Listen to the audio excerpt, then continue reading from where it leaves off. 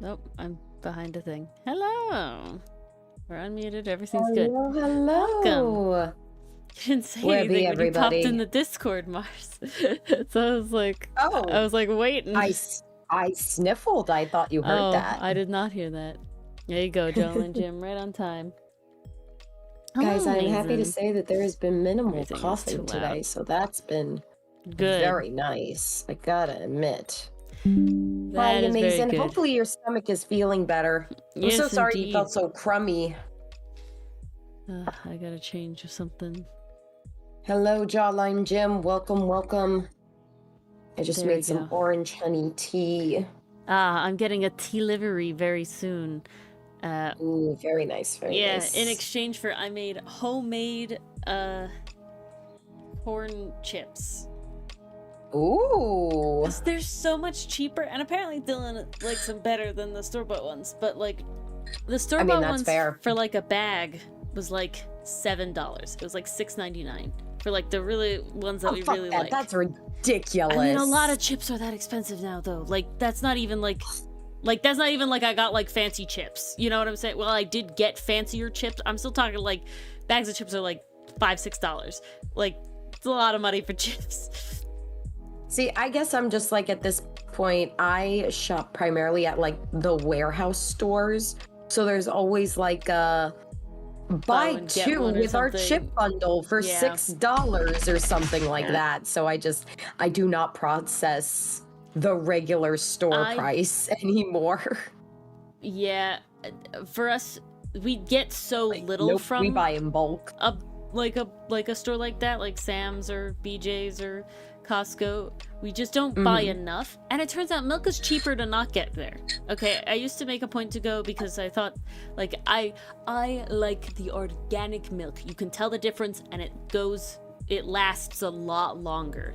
Okay, if you get organic milk, it is honestly worth the price because it lasts much longer. Dylan was always having issues with the milk going bad, and I'm like, Dylan, I never have an issue, and I buy like 2 gallons of milk at a time, and it's like I've never had an issue.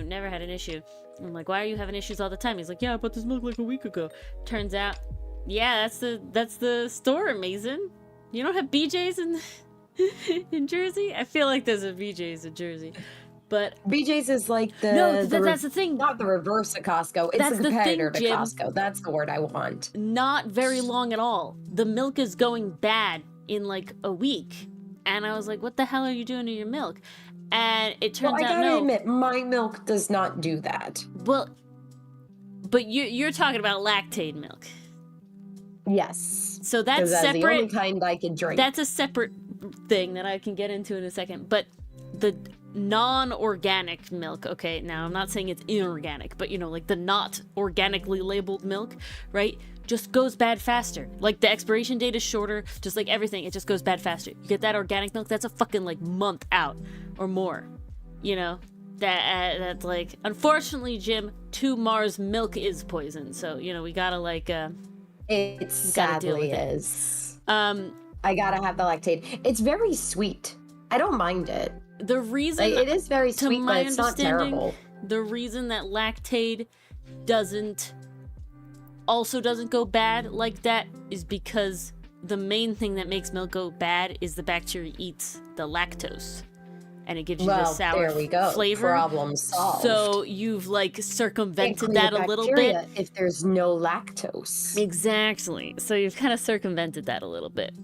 Or it's broken down, already, because that's why you think it tastes sweeter, because it's broken down already. That makes a lot of sense. Yeah, because you're breaking it down into sugars, because lactose is a sugar. It's just a kind of sugar you can't digest for whatever body reasons. They don't give you the enzyme for it. So the lactate milk is with lactose broken down already, because they're not removing it. You can't like remove it, they're literally just putting it to the next step of digestion, basically, for lack of a better word. And so you're breaking it down into sugars that taste sweeter, right? Because here's the interesting thing I learned is that it's not about because some people don't make the enzyme to make lactose, but in most cases It's just that your body doesn't produce enough enzyme. So you can handle a certain level of lactose, but if you exceed the thresholds that your body can't produce enough enzyme, that's when you start getting sick. And drinking like a glass of milk is a lot. So, you know, but that's also technically, Mars, you're the normal one. Well, wait, hold on. Were you lactose intolerant as a child? Did you need like I was very as a child? lactose intolerant as a child. Like as a baby? Preschool was not when I was a baby. Thank you. We discovered it. So guys, some lore, Mars lore. I was in preschool when I found out I was lactose intolerant. I was getting ready for my day. My mom was going to take me to preschool, which was right down the road. We live very close to it. And all of a sudden, my stomach just started hurting after breakfast. Now, we were using the regular milk. I had been drinking it. It was fine. And then one morning, it just suddenly was not. I was stuck in the bathroom with the worst pain I had ever known. Because I was only 4, and up till then, that was the worst pain I had ever felt in my life. So it was. Mars has a lot of pain to feel after that, but at that point, yeah, lots of freaking pain after that too. It's true. That's a story for another day. we don't need that story today. That's a whole different story. But yeah, that was bad. And then my dad told me, well, I'm lactose intolerant. That's why I don't drink the milk. That's why I don't eat the cheese and stuff like that. So I got it from him. Actually, it's really funny.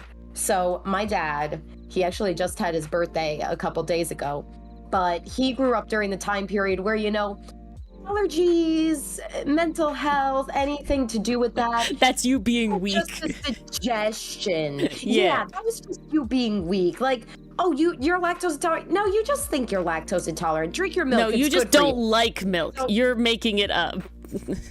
my poor dad growing up, he was lactose intolerant just like me. Oh, thank you, Mason. I'll let him know. He had a very nice birthday. We had a nice little homemade chocolate cake for him that I really liked.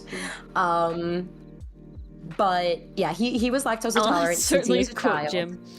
And his parents, my grandparents, made him drink milk because back in the day it was good for you. It still is good for you. Milk builds strong bones. Milk has calcium. It's very good, but it made my dad so sick, and they kept making him drink it. So now Papa Mars cannot even look at it. Yeah, can't even lactate it. Feeling sick. Like, no, not even lactate. Yeah. He will feel. He's traumatized. No, I'm not telling you like he can drink it and like he won't even drink it. He's traumatized about it. He's reminded of that. Yeah. I will be eating a bowl of cereal in front of him. It's fine if the cereal is in the bowl, but as soon as all the cereal is gone and I'm down to the milk, he's like, "Can you please go in the other room?" Yeah. That's how bad it is. Yeah. Papa Mars's parents really traumatized Papa Mars with milk. Yeah, I saw something that was about then, Mason. Me too, Mason. I was so scared. I was working a job where there was concern about getting bit by the Lone Star tick, and the Lone Star tick will make you allergic to red meat and lactose intolerant, and we had no idea at the time, because it was kind of new, how long that would last, if it was permanent or not. And it was like, well, if that happens to me, I'm dead as a human. I'm a dead person, because I love red meat and I love milk, and it is like massive staple in my diet. So it's like, well, guess I'll starve. But it never happened to me. So that's what's good. Yay, you. I'm so glad you get to live to tell the tale and continue to drink your milk. Oh yeah, I love milk. But yeah, so guys, lactose intolerant is actually lactose intolerant not from birth, but like after you are eating like normal human food. After I've been on the planet for a decent amount of time, my body was just like, yeah, no. Yeah, after you're weaned, being lactose intolerant you can't have this. Is the normal, because mammals have no reason to drink milk after being an infant and drinking their mom's milk, you know? That's the only reason we would need milk. And so then later on, your body just stops producing lactase because there's no reason to. You're not eating dairy. Dairy's like a special human thing. You know what I'm saying? And like a lot of animals lose their physical ability to like suck with their mouth, like dogs and cats. After they're weaned, when they grow up, they literally can't make their like mouths suck things. Like they don't have the lips and everything in the way. Like it rearranges. So it doesn't rearrange. The nose just gets longer. It's a whole thing. But so humans drinking milk is very odd. And so the people who aren't lactose intolerant are the people who are more weird, technically. What's hilarious though, Mars, is that the people who aren't lactose intolerant are from the region you're from, the like northern Europe. That's hilarious. So, Mars, I don't know what happened with her family, but the northern Europeans are the ones who got the milk, got into milk, I guess. What can I say? I'm an oddity amongst my kind. That you are. Mars got a skill issue. That is true, Jamie. Yeah. Hello, Jamie. Welcome. No, it's just what it is. I'm gonna promote it again at this stream because there's people here that weren't here last time already. So while you guys are here, whoops, sorry, hit my mic. So not next Thursday, but the Thursday after that, the 19th. If you look at the calendar Thursday, in the Discord, 19th. So that's the Thursday before Christmas, the 19th. I'm doing gift art requests, and so that means that on stream. Live. Yeah, on stream. So for a stream, I'm doing gift art requests, and so as long as you are followed or subscribed, depending Twitch or YouTube, you can get a free little 5-minute doodle from me of any character of your choosing, as long as there is a visual reference for them. So it can be an original character, but you have to have some sort of picture of them that either you drew or somebody else has already drawn. There just has to be a physical reference that you can send me on Discord, because I can't do it in 5 minutes otherwise.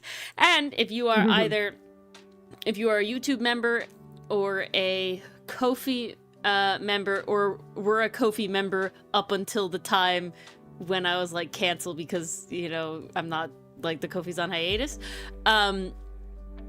if you are a member for that, or you're still a YouTube channel member, depending on your tiers, you get an extra 5 minutes. So the lowest tier, you'd get a total of 10 minutes. The second middle tier, you would get 15, and the highest tier, you would get 20. So, it would vary. And I was going to show sort of what the 5-minute doodle looks like. Yes. So you could pull up the Mars payments. So these are like 5-minute doodles. They do vary in quality. Okay, so like characters that I'm more familiar with or are closer to my personal style do better. Dot eyes, it depends. We might get dot eyes, we might not get dot eyes. It just all depends on how it. Yes, and we greatly appreciate it, Jamie. It really means a ton. I've got stuff cooking. We're gonna come back basically right after the comic comes out of hiatus. Totally. But this is how I'm giving back. Merry, it was definitely holidays. A case of needing to prioritize. Happy holidays. So Jamie, since you're the highest Ko-fi tier, you would get a 20-minute doodle of any character you want. They're all gonna be busts, like headshots. They're just gonna be like at higher quality level, maybe they'll be lined at the 20-minute, who knows, but I'll have significantly more time to get it right, basically, the longer I have. None of them will probably be colored, just time constraint wise. Sometimes 15 minutes I could get to it in like PC Emoji Code Break, so who knows, we'll see. If you pick a character that I'm very familiar with, that I've personally drawn multiple times, maybe it'll come together very fast. But yeah, see, that's the other tricky trick, Jamie. Honestly, if you do like something like a P crew, right? If you find a good like P crew to get like the gist down, I can like approximate from that. But it is see, Jamie, overall, I think that AI is an okay thing for exactly what you're using it for. Personal like games, right? Because well that is a I know you like participate in paid games, but you're paying the DM, you know, which you're not expecting one way or the other to necessarily do the art for it. That's a separate thing. You're paying the DM for their DM related time. But so that's besides the point. So I think it's like when you copy sheet music at school, right? You're allowed to make copies of originals that the school owns in order to play the music. In like a band or something. It's educational. Just like a teacher can copy like a whole textbook and like distribute it to you that way, technically, because it's for like educational purposes. And it's like, I'm not going to try and sell this black and white copy like textbook. That would be immoral, right? If I'm like, oh, now I'm selling. Now textbooks may be a bad example because they're outrageously priced for literally no reason. But besides the point, the idea of that is like, yeah, whatever. For your home game, I think it's a good tool to be able to use. It's the people passing it off as their own work. It's people specifically trying to use it as like a cheap alternative. Like, you know, because there's a difference between I'm using AI because I don't have the funds now, but the goal is to have an artist do it later. And I'm not selling the work involved and I'm not passing it off as my own, literally using it as a reference. And then the other end of that is like, no, haha, look, I drew this. You know, I made this is my work. It's never your work. Okay. Never, ever your work. AI, I don't care how much time you spent on that prompt. It's never your work. And being like, and I'm going to sell this. You know, I like because I'm doing commissions or I've made a book, you know, a comic and it's all AI. Like that's the bad people doing that, you know? Yeah.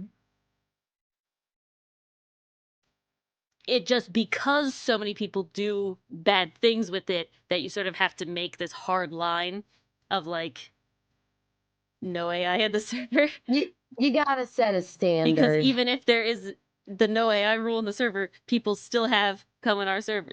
Both in, I moderate for Cinder's server, and for a long time there's a ton of AI art scammers. They've had this no AI rule for a long time. His server got flooded.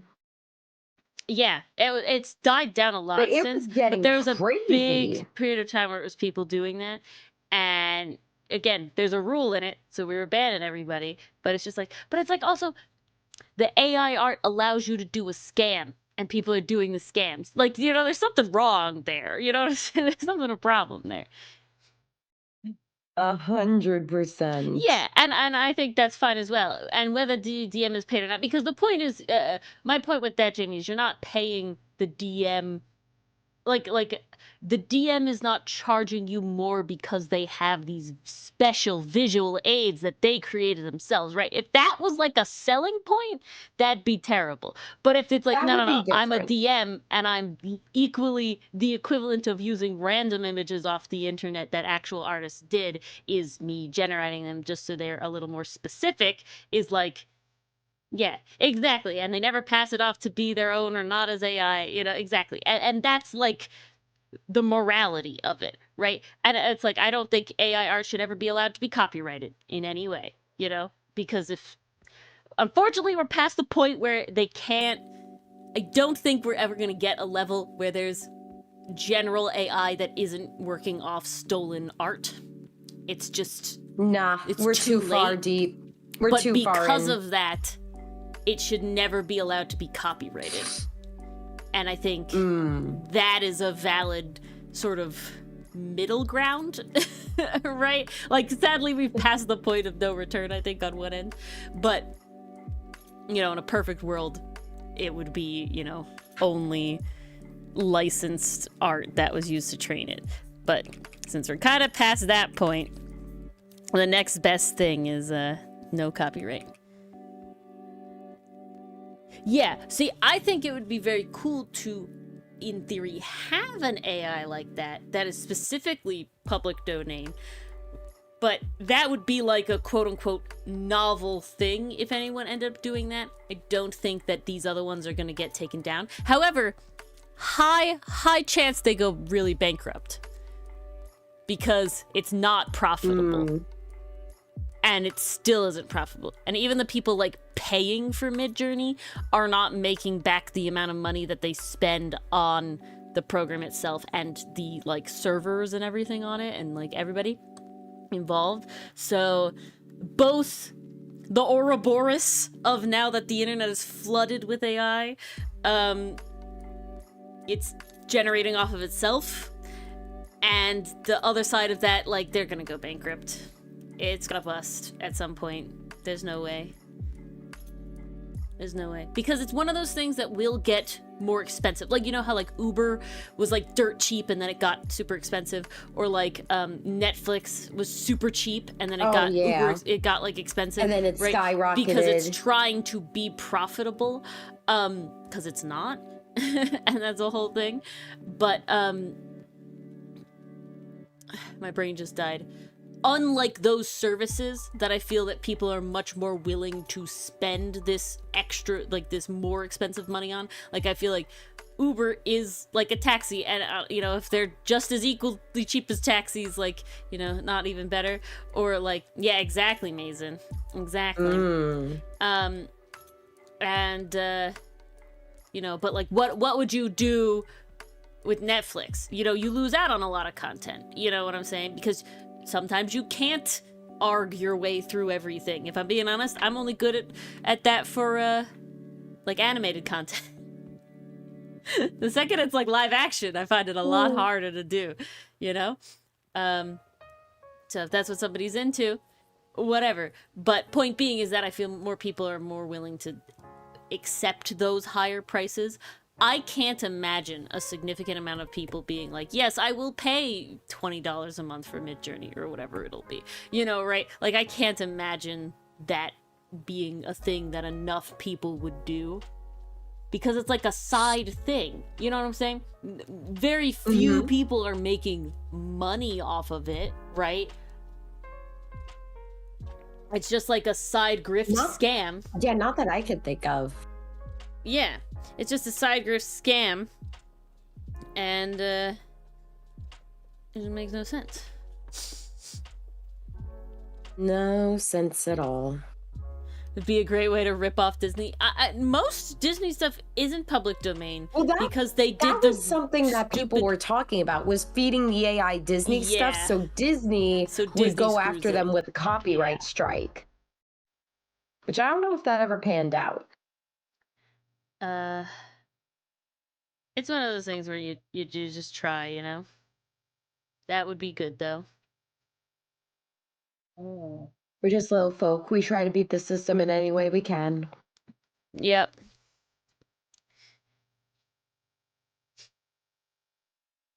Does not enter the originals back into copyright. Well, that's cool. We do like that. However, only just recently did Steamboat Willie become not copyrighted. So, like, you know, because if I remember correctly, Disney specifically made it so that their copyright was like way longer than any other copyright because they wanted to be greedy. Did they keep renewing it? No, my understanding is they like had the law changed with like lobbying and stuff. That was it. That's what I remember happening. That it was like they lobbied or something. So it meant their copyright lasted way longer than literally anything else, like anything else could normally.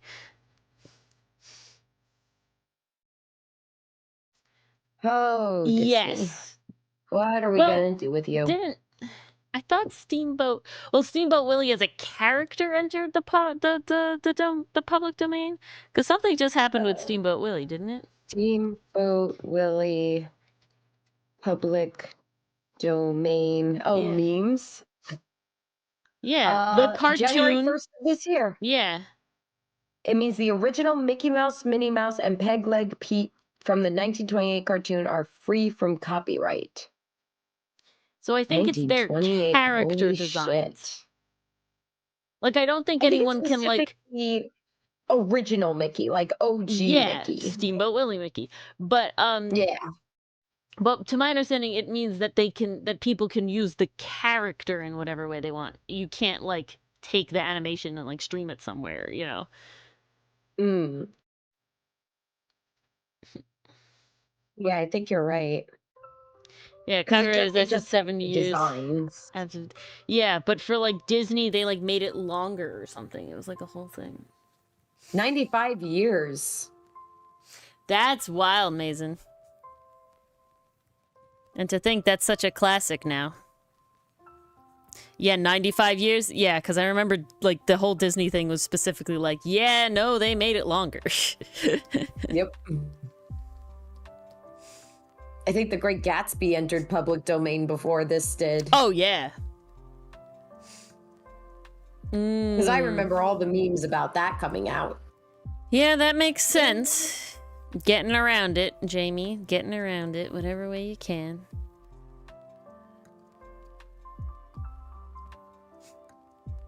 That's true, Jamie. We truly live in a society sometimes, don't we? Yeah. Why?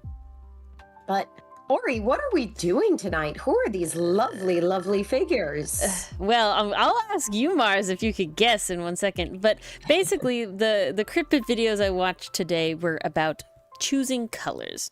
And, you know, obviously the Outcast characters already have their colors. All our boys, they already have their colors. But I realized that I had characters for the Outcast comic that, the updated colored one of Addie, yeah, it's looking real good, Mason. And I remembered I kind of struggled with... I did like a quick color test on these two side characters here, and I have an idea of colors in there, but they just weren't fitting. I wasn't vibing, I wasn't feeling it. And so I thought that I would try to take some of the tips and tricks I learned about building a color palette from CritBit to attempt to make these characters work. And I'm doing all three of them because they're kind of like a posse. So I want them to be cohesive with each other. Now they do all wear a uniform, so that does add to their cohesion already. But I do want to just try and make it so they also, on top of their regular uniform, because they're not a uniform within their own little group, they're within a bigger group that has a uniform. And so I also want them to stand out as like a trio off of the big group, you know? I think that makes a ton of sense. And I do not know why, but this arm is just not happening.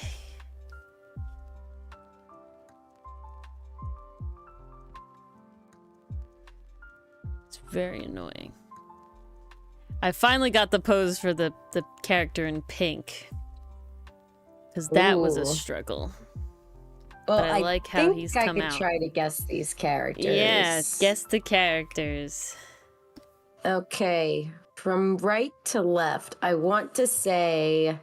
So pink, red, and then purple? Onyx? Yeah. No, I was going to start with purple. Oh, okay. Purple. I think Onyx. No, wait. No, it's Andy. It's Andy. Because of the pose. The pose. Yep. So that's Andy. The pink one is Onyx. Yeah. And the middle one is Perry. Yeah. There we go. Ooh. Mars could guess their own characters. Yay, that's like the bare minimum threshold for being a content creator. She'll have to draw them one day. If I didn't know our own characters, I think I'd have to turn in my card. There we go. His arm finally worked. Ooh, as an elf. Sid as an elf is gonna be hella cute, Mason. No, not Parry. His name is Perry. Perry. Like, yeah.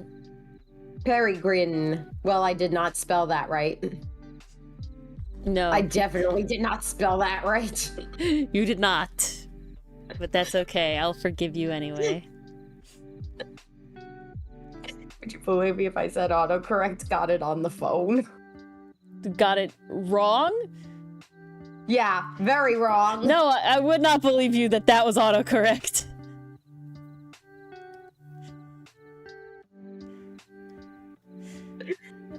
had autocorrect change doc, like Google Doc, to dog today. That I at least understand. Yeah. I'm not sure where Perry Grin came from. Your birdie boys. I will say no spoilers, I don't think, but Perry here is not named after the Falcon. Nope.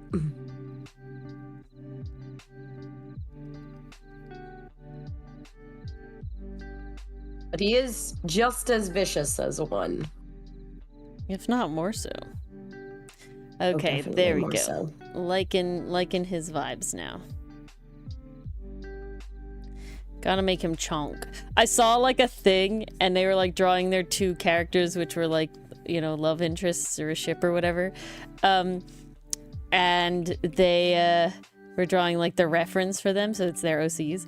And they realized that they took like the width of the thigh and then they moved it of the one character to the, and it ended up being slightly larger than the waist of the other character.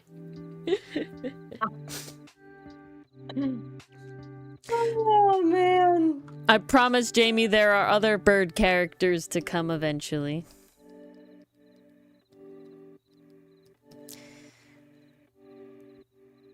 Oh, you saw that one, Jamie? Yeah.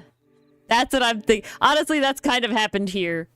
I'm actually, a lot of inspiration for this character came, not the character itself, but like the character design has, I'm like referencing an artist that I follow. They have a character, his name is Walker Calloway.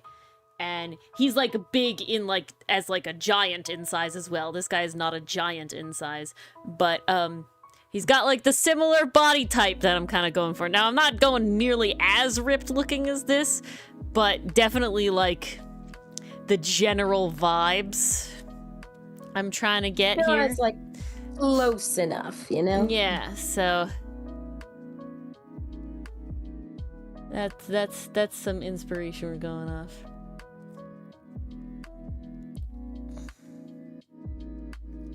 Okay, yeah. So this is Onyx. This is Andy. This is Andy, and she's Butch Lady. We love. And then this is Onyx, and he's a femboy, and we love him too. And then Perry is like actual, not sumo wrestler, but like functional strength. Very Drax vibes in like body type too, right? So he's very pompous. Onyx and Andy have mild Jesse James like inspiration. I wouldn't call it vibes necessarily, but inspiration. Here's a better look at what Onyx looks like. Look at him. He finally came together. It took so long. God, the hair is so good. It took so long. I don't think I have. Got that riz. Yeah, you can see there's a ton of me trying to pose him from way before. Look at all the hair things I had to go through. He had a very different look originally. Oh, okay. Yeah. But yeah, finally got a pose I liked. Through them. He cycled through them before we found the one that was... Yeah. There you go. That's the ticket, Jamie. That's the ticket. I'll completely up to you. But yeah, I think Pit Crew is probably the best to get like pretty close.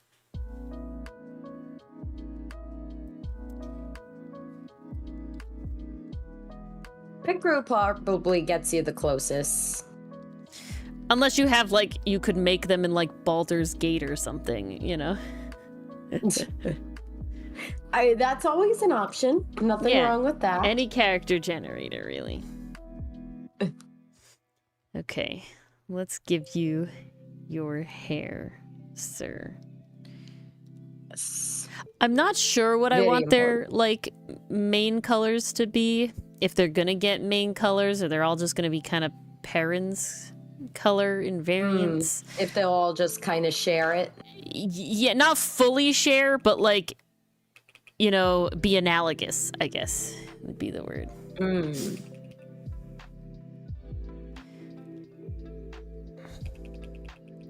So that's kind of the brain stuff. I'm gonna sneeze.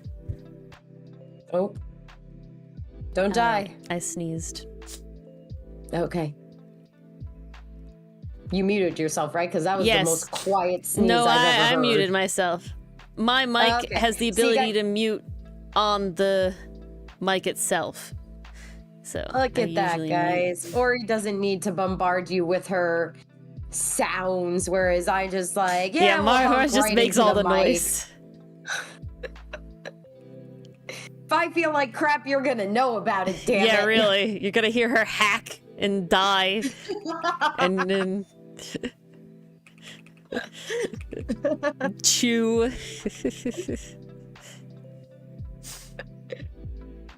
Chew, hack, cough. I've made this difficult on myself. Ah, there we go, Jamie. Turn that mic up when you sneeze. That's the way to do it. Hi, MP. Welcome. If you turn it up high enough, it clips you anyway. True.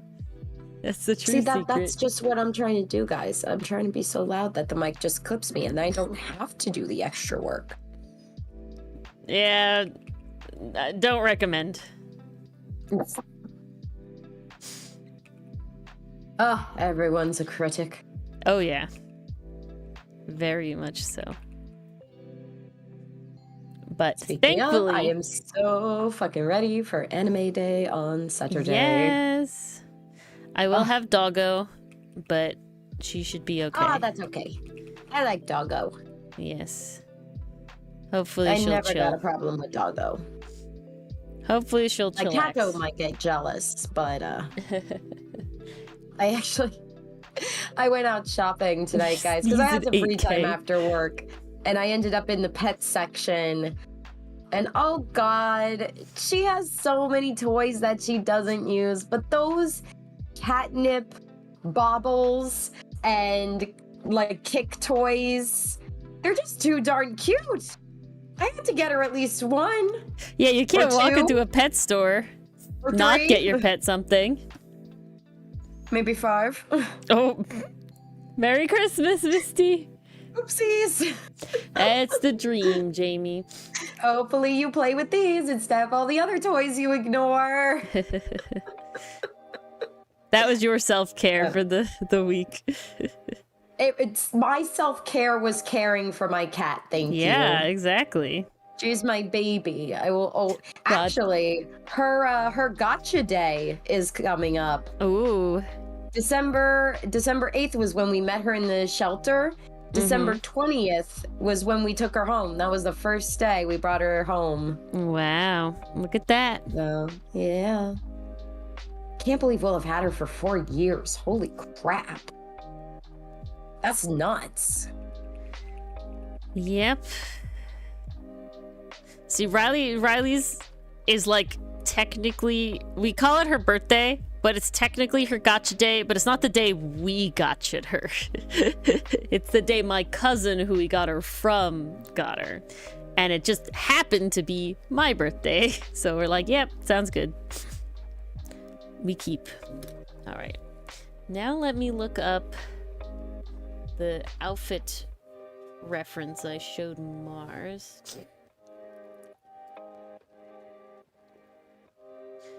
Because I want to... Where's the colors? There it is. Okay. I want to reference, because I did like the outfits I gave them. I just definitely want to be a little more... We gotta deal with the colors. Gotta deal with the colors. There we go. So I am gonna put it in blue because the uniform is blue. So, I mean, that makes sense. That's just common sense. Because the other way is, how do you alter the outfit to fit both? You know what? I'm gonna look up something very specific. Suit. Yeah, okay. Too much. We're doing too much. Like, I love it, but it's not what I want. trying to figure out. What if I put in nautical?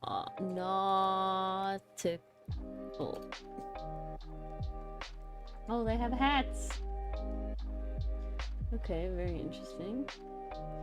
Ooh, okay, I see. I understand. I'm understanding the assignment.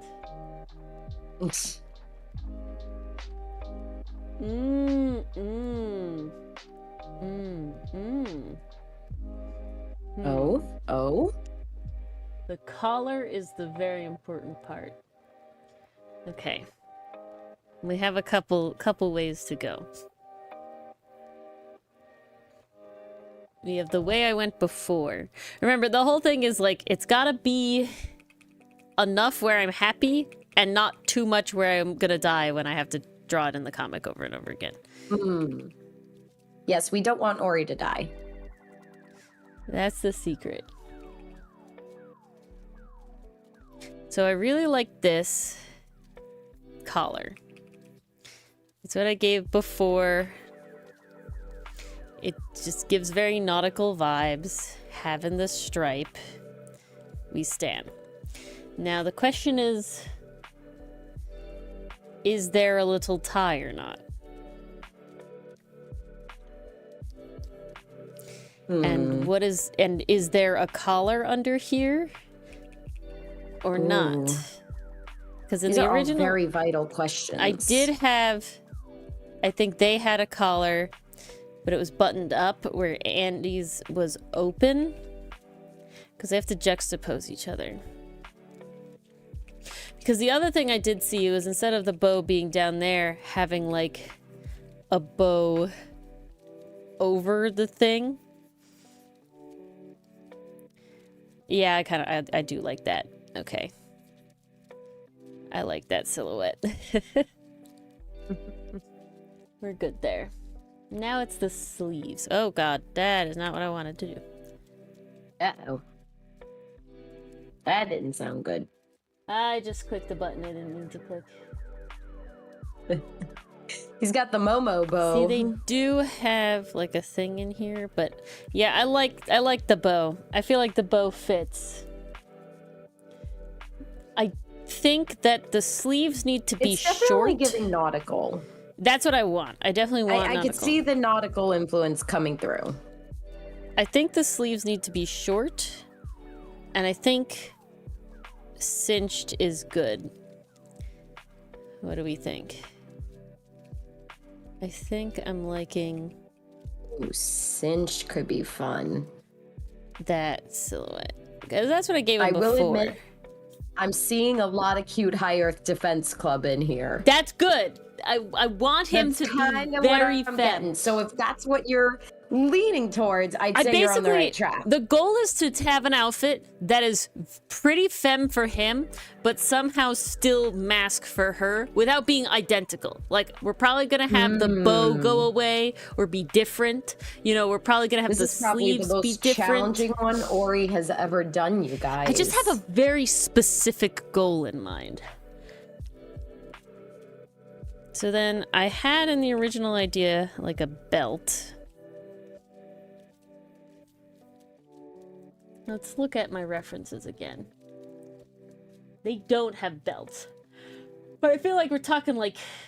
Ooh, let's look up military.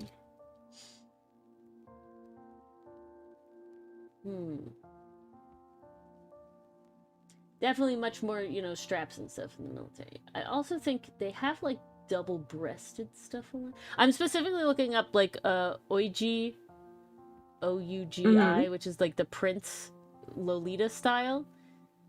Okay. Clothing, and there's a bunch of different subcategories. So some of, you know, you can have military, you can have nautical. So I'm trying to, like, blend the two. Ooh, that's good for Andy. Open that in a new tab.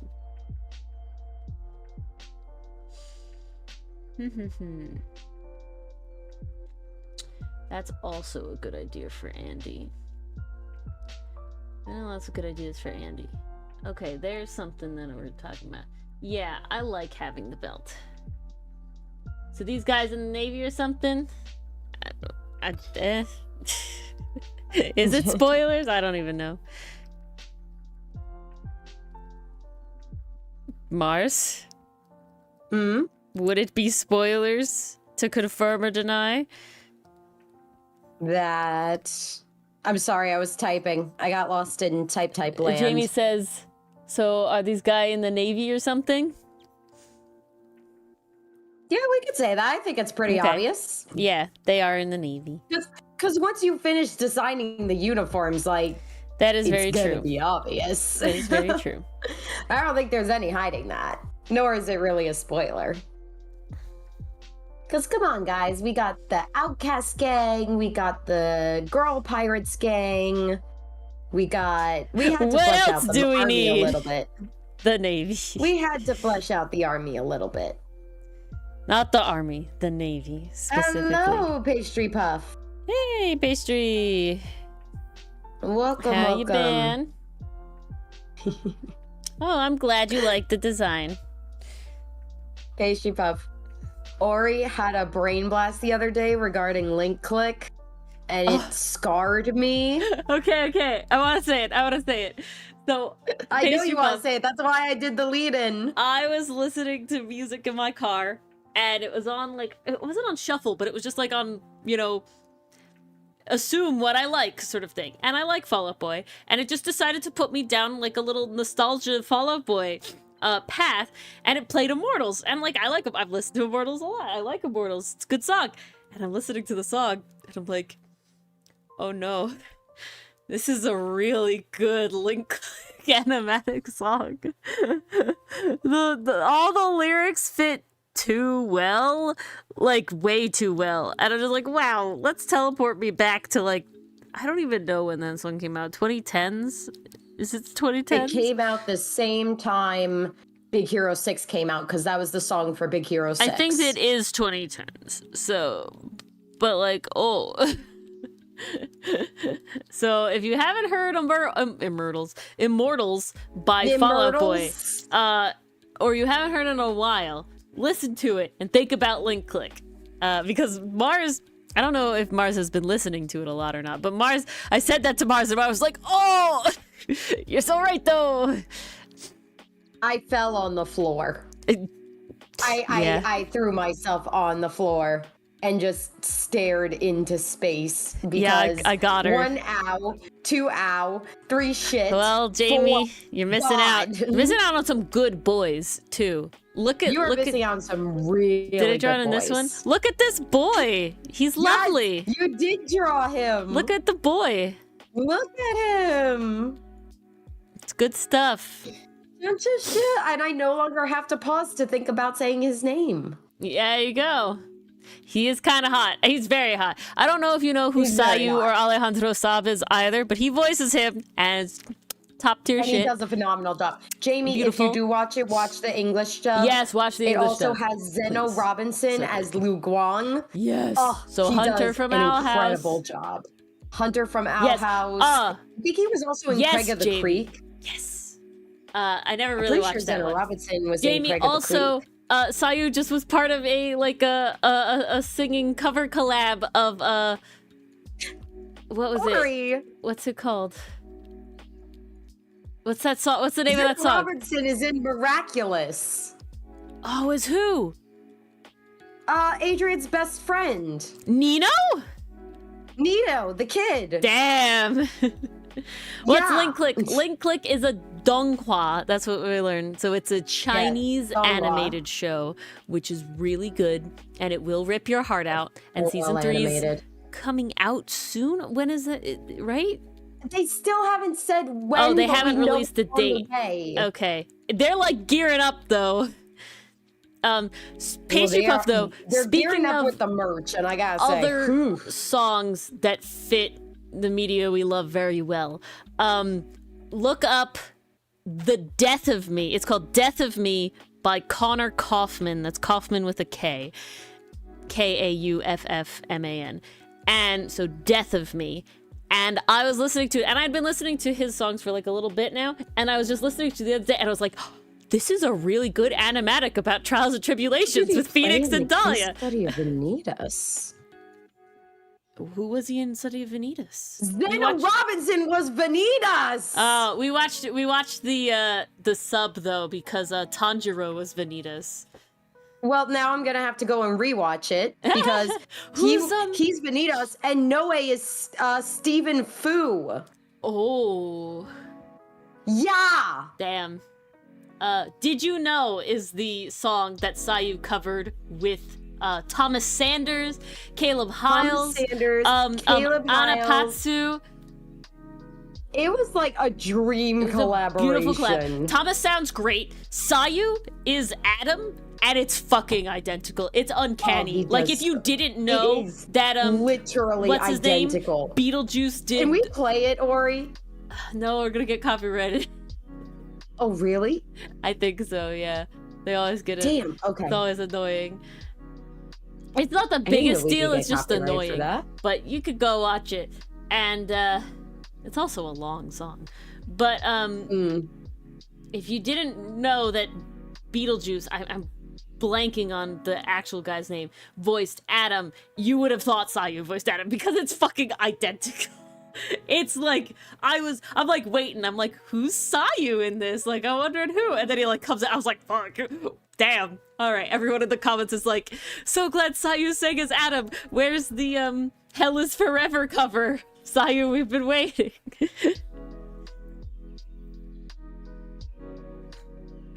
Okay, I am loving this design.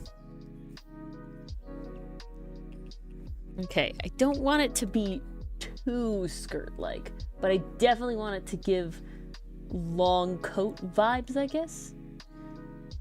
A lot of them have them wearing like shorts, which sadly is not actually very military. So no shorts. It's kind of weird to put them. I mean, you could do like the knickers with the long socks, but I don't know if I feel like that fits our world either.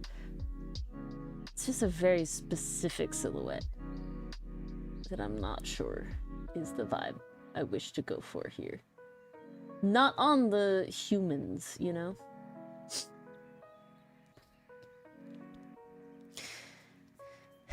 Okay. I think having like this so it's short. I think that's the goal. Gives it a look to it. Gotta make that shorter on that side. Boop, boop, boop. Yeah, there we go. And this has another stripe. I think that's important. And then this has a seam. That has a seam. So we're good there. This is a weird angle. So let's fix that. Move it all around. Great. Okay. Yeah, I'm loving this. We're already way better than the first concept group.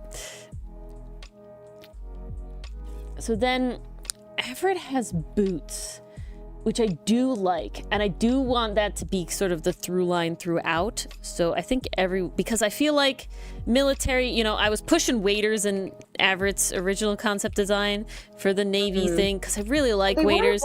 I think they're a cool thing. They weren't, we're not putting full waders on anybody, because I feel like it was either that was the uniform or it wasn't, you know, but, because they're just very, like, standout-ish, I guess is the word. But I think keeping the high boot that was reminiscent of the waders, you know, that was inspired by the waders, because if they are like treated with, say, beeswax or something, they can be waterproofed repeatedly. So I kind of like that. So I think that's what I'm gonna do. I also think these characters would have steel toes, which wouldn't be steel I could see at this that. time, but like they could have a metal capped toe. I could definitely see that. It's very easy to envision, you know? It just feels right. Well, definitely if we're going and they're kind of doing like a Sanji vibe.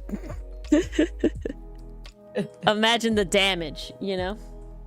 Style Big greater than damage. function. I think you gotta get a balance when you're coming to like what they're actually wearing, because there's a difference between like, oh, I want to put them in a fun Santa outfit. Balance style and Style is function. better than function. But if like, no, this is a military uniform and it should be believable that they are like doing military things in the military uniform, you gotta level the field. Now I will say I'm making the military uniforms more stylish than our modern ones. They definitely lean more towards like what a dress blue would be, versus like classic like combat wear. But also when you look back at like Golden Age of Piracy stuff, a lot of stuff was more like dress blue all the time. Like even in like the Civil War and all this sort of stuff, like the uniforms were all just the uniform. A lot more double-breasted coats and all that sort of stuff. So they all just looked more put together overall. There's definitely a modern look to it. It was definitely the good shit. The lyrics for the opening in the second half of the season, I don't know the lyrics for that one. Ooh. I've never looked into the lyrics either. Do tell. Please, let's marvel some more. We always marvel. We don't very often DC. This is true. Oh my god, there's something, it was like, it was a Tumblr post that I saw on YouTube Shorts, and it was like, Batman versus Spider-Man, who would win? And then the next comment is like, obviously Batman would adopt Spider-Man. Do you see like a lone child in red spandex just kind of, you know, swinging around, throwing puns out? You know that he's like, damn. They need that one too. Collect. Add him to my collection. It's just the whole thing about like if Batman adopted Spider-Man into the whole. Oh my god, amazing, beautiful. I love how we run in the same circles, chat and us, when it's like, oh, I referenced something, and chat's like, yeah, I saw that one. I'm like, oh, good. I'm not crazy. It's honestly an incredible feeling. Very interesting, pastry puff. But yeah, and so yeah, so I was like, oh, I need that though. That's the Marvel DC crossover I need. Forget anything else. Yeah. Oh, Mr. Batman, sir, can I have $1? I'm so poor. Clark Kent, don't give him $1, Bruce. Don't do it. You can't. Don't do it. He'll never leave. Bruce giving him $50. I can't stop it, Clark. Okay, there was something else and it was like really honestly terrible that like there's no movie about the Bat family being like a family. The closest we got was the Lego Batman movie, which is arguably the best Batman movie anyway, so like where is my dad Batman? It's like no, Lego Batman is the superior Batman, and I will fight anybody on that. Very the castle. Like, I'm sorry, Dark Knight who? Ooh. Lego Batman is superior. Very interesting, pastry puff. I will say I did enjoy... Okay, those are some wild lyrics. I did enjoy Batman, the one with Robert Pattinson. It wasn't Lego Batman. You know, like Lego Batman is like obviously really great, but it was definitely good. There is Mason, I do follow it because I like the artist that worked on it first, and sadly I haven't followed it a ton since because it turns out they left the project, so the art style does change. And while I enjoyed it, I'm definitely not as DC ahead to get all of the references, so part of it was like I like the art, so I am not very up to date with it, but I have read that comic partly because Starbite was part of it. I knew it because of Starbite.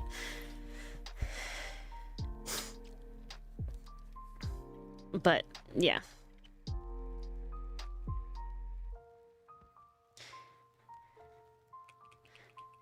Okay. How do I want this other foot to be?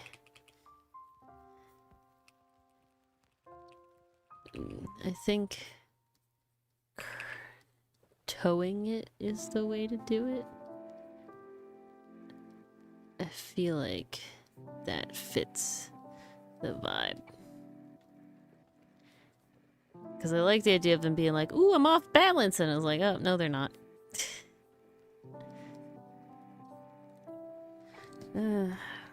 Nope, not liking it. Never mind. Trying again. Ugh.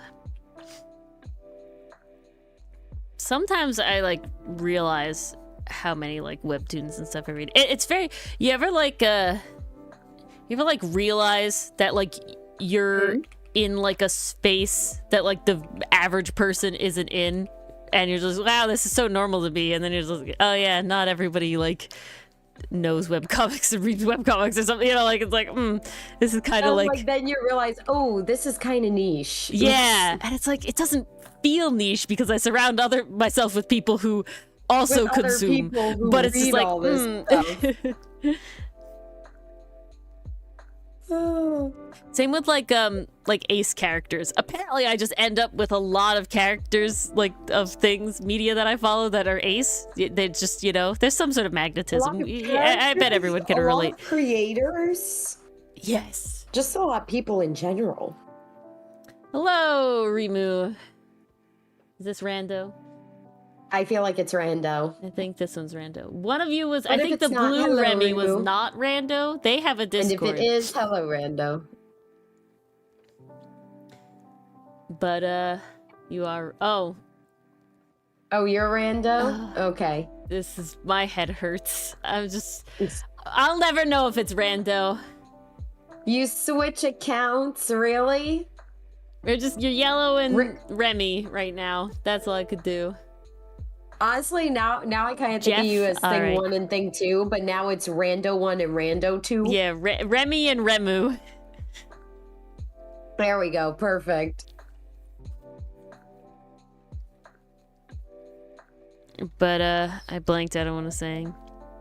Yeah, I was just like, yeah, no, webcomics are not a common person thing. This is not as normalized as I thought it was. Yeah. Versus, however, fan fiction, much more people know about it. There's another Tumblr post, and it was just talking about fan fiction and something, and it was like, my dad came to the dinner table saying, oh, honey, you know Sherlock? I've just found out that people on the internet are writing whole new storylines for it. Isn't that cool? And me and my sister both shouted at him, no! With such angry, you know, with such like vigor that it stopped him dead in his tracks. And after staring each other down for a moment, he went, oh, is this like Spock and Kirk? It's like Spock and Kirk, isn't it? It's just like, oh my god. It's so real. So real. Like the sadness in his voice. This is like Spock and Kirk, isn't it?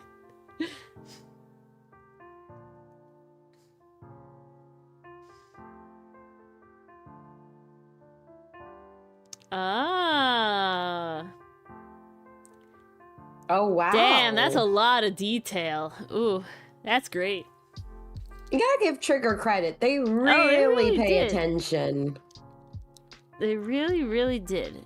No, Dungeon Meshi was animated. So that was a thing when I was like, watching some like Dandadan related things because it was like all about how the producer or the director of Dandadan is like a film buff, but he didn't like Dandadan specifically. He was just like, they were just like, here, make this one a show. And he's like, okay, and, you know, did it.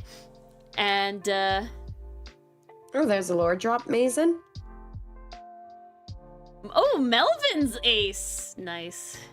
Based. Ah, okay. Based. I knew I connected with Melvin on a deeper level.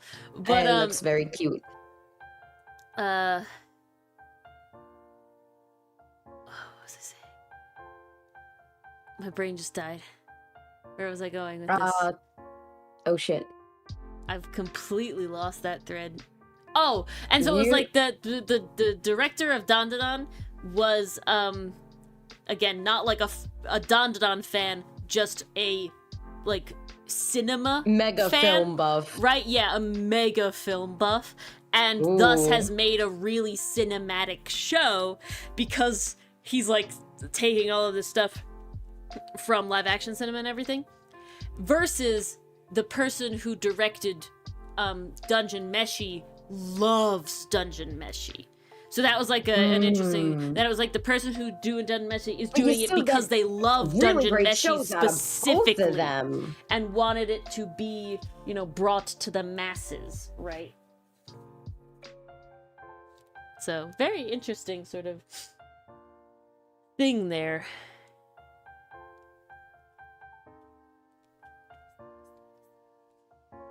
Okay, I think this like needs to come in more. I feel like it sticks out way too far.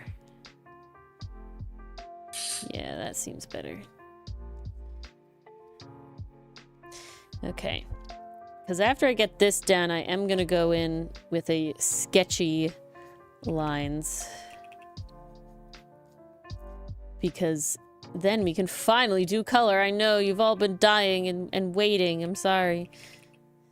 I was not prepared enough. I got the dog again today, so that was the whole thing. And then my boss called me to talk about a project that I'm doing tomorrow, and it has honestly been the longest phone call I've had with him in a long time. It was so long. I'm like, oh, please. Oh, jeez. I need to go do things, Jesse, please. But it'll be an interesting project, that's for certain. Who we drawing? Definitely. We drawing right now. This is Onyx, who is a tertiary character, right? Quaternary character. I don't even know. Is Perry the tertiary, or is Perry? No, Perry is tertiary. He wouldn't be. So, I guess.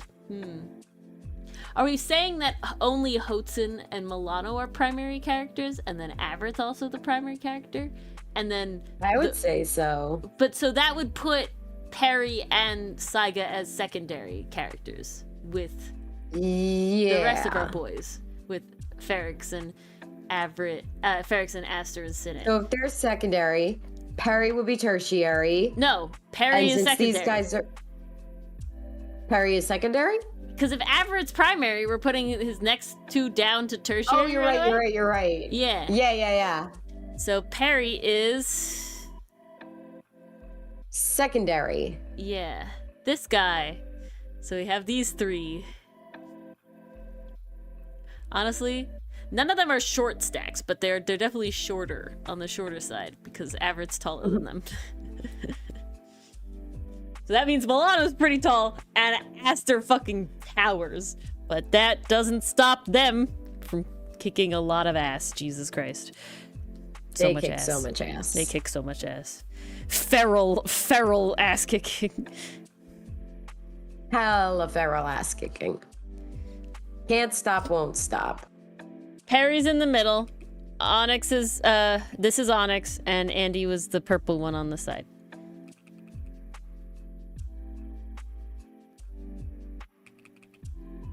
So yeah, they're characters that honestly don't come into the comic that soon, but I was just having a brain blast designing them, and they were coming together. Well, two of them were coming together, and then the third one, this boy right here, he was not coming together.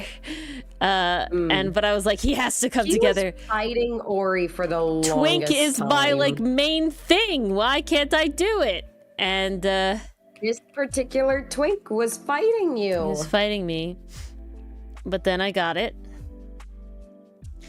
And we're good.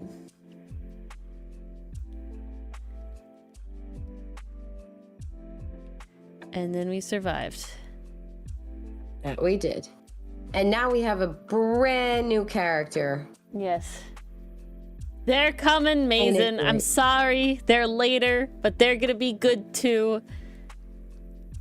I picture them being really cute a lot. Gotta be an anime? What, lesbian pirates? I mean, possibly. If you want lesbian pirates, read, oh, what is it called? Oh, do I know it by chance? Possibly. It was a webcomic I read. It only finished kind of recently, but it was good. But it had, Captain Hook was a woman. Basically, majority of not every character, but a lot of characters. I did hear about that, but I don't remember the name. A lot of characters were gender swapped in a fun way, not in like a pushy way. Like it was just cool to have like the different designs. So Captain Hook was a woman, and she had a relationship with one of the like secondary characters. and it was very toxic, but they were lesbians. And literally one of the creators was like, I love my toxic lesbians. And it's like, okay. Well then. Mason, I heard about that one. That had been on my watch list, and then I heard that the ending was just not worth the journey, and I was like, I have better 12-episode series to watch. I was so disappointed because she looks so cool. It's a female pirate and a princess. Like, come on. And the animation looked really good for a second. So I was like, oh, how dare you? How dare you deprive me? Not pirates, but lesbians, Rayalta. That one's really hella good. So the one I was just talking about with Captain Hook is called Forever After. I don't think I've read that one. I'm gonna have to look that one up. Hold the phone. Sadly, it's on Daily Pass now, which isn't the worst thing, but it is on Daily Pass now. Yeah, it gives you something to look forward to every day. That's not too terrible. Very true.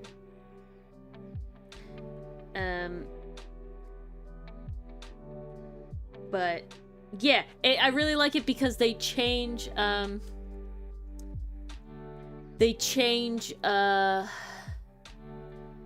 outfits based on each fairy tale they enter into, but they keep the same vibes, and it's definitely like, I love this shit. The pirate one, Mason, the pirate princess one, wasn't terrible, just kind of boring. Yeah, I think that's what Mars was saying. The ending just wasn't worth going through it all. Call it cliche. I feel like that's one of the biggest sins a show could be. Like, at least if it's terrible, there's something to talk about. If it's boring, it's just, I can't even rant about it. I can't even rant about it if it's just boring. I sent Mars this like short or reel or whatever, and it was like person reading a book and being like, oh, I hate it, it's so bad, it's terrible, it's so bad. Then, you know, you can just stop reading it, right? No, I can't. I need to tell everybody exactly why it's terrible, and I need to prove it with footnotes. Too much time into this, and I need to tell everyone why it's bad, so I gotta know everything about it now. Yeah. That one was hella relatable. It was even more well-timed because I had just finished reading a book that I feel like other people might enjoy. I personally wasn't there for it.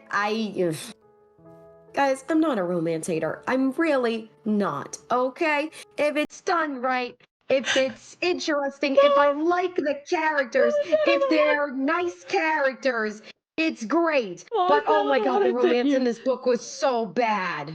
What was that other one I sent you? It was like, I hate romance or whatever. And I was like, do you hate romance or do you just hate it when it's straight white people? Yeah, no, it was enemies to lovers. That's what it was. I hate enemies to lovers. Enemies to lovers is terrible. And it's like, do you hate enemies to lovers, or do you just hate it when it's straight white people? When it's straight white cis people, yeah, something like that. And I was like, oh no.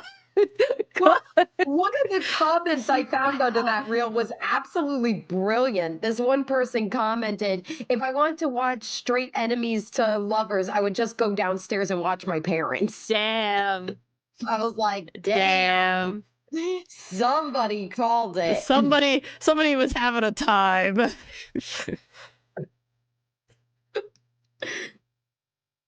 No, the romance in that book was just, bad. And of course, the guy, like, he started out interesting. He's got a really interesting backstory, but oh my god, every time I wanted to strangle this character by the end of the book because he does that thing. So basically, they're on this journey. The main character, she has a bloodline she never knew about. She never knew her parents, but she has like this ancient blood within her. She's part of an ancient clan, and they're a huge major deal. And the whole time, other people are after her, right? Because, like, her clan has been completely wiped out. She's, like, the last one left. So now this guy's like, I'm going to escort you to the city, and I'm going to protect you, blah, blah, blah, blah, blah. But he always phrases it in the most frustrating way. Anytime she finds out, wait, there's more to this, and of course the guy knew, she turns to him and she's like, when were you going to tell me? And he was like, I'll tell you everything. Let's just get moving. They're coming quick. And he does this every time. I'll tell you everything once we're out of here. I'll tell you everything once we get to sea. I'll tell you everything once we... And finally, at the end of the book, she says, no, I'm not going with you. You have said you will tell me 1,000 times, and you have not. And at that point, I was like, yes, Queen, please call this man out. And then she follows him anyway. Even though he said shit. Damn. I don't want to say it became a hate read. It was not that. Honestly, the most interesting part of the book was the beginning. Because she started off as, basically imagine Aladdin street rat, but female. And also a con doctor. Like, she was doing, like, medicinal readings and stuff. And she wanted to be a doctor. She wanted to go to the academy and study to be a legit doctor. But, like, she had to make do on the street. So she's like, okay, I'll do quote-unquote medicine and, you know, recommend people go to the seaside for a couple months while I sneak into their home and steal their stuff. That's perfectly fine. And I was like, yeah, more of that, please. That was interesting. I don't care about this journey through the desert, which took more than half the book. They are stuck in this goddamn desert. JoJo's Bizarre Adventures, anyone? A zillion chapters, but there's no stands. It's just dirt. It's boring. Listen, right. There's only so many times I can listen to the dialogue. Oh, there was a deep growl in his chest. I got distracted by his physique. There was a fluttering in my belly. I'm like, please, end my suffering. Okay, you know what's good straight romance? Dun dun dun. Yeah, Momo and Okaroon, I ship like hell. So much. They are so cute together. They're so good. And guys, I will be honest. I don't usually ship main couples in anime. I can acknowledge they're cute, and I'm like, okay, they were endgame, that's fine. But it's like, I don't ship them. Okaroon and Momo, I'm like, well, this is hella cute, and I want to see where it goes. I feel like you ship the endgame couples when it's not straight. But when it's not straight, yeah. Yeah, exactly. Sorry, the gays do it better. The gays do it better. I don't know what it. I think it just is. You just get better writers on those. Yeah, the people who are writing that stuff are just better at it.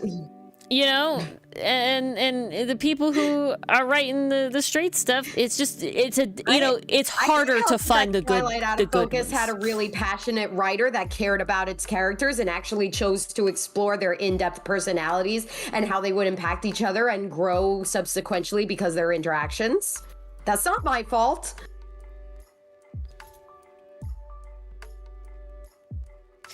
Okay. No, I'm not passionate about this at all. What do you mean? All right. So now we're doing the more mask version of this.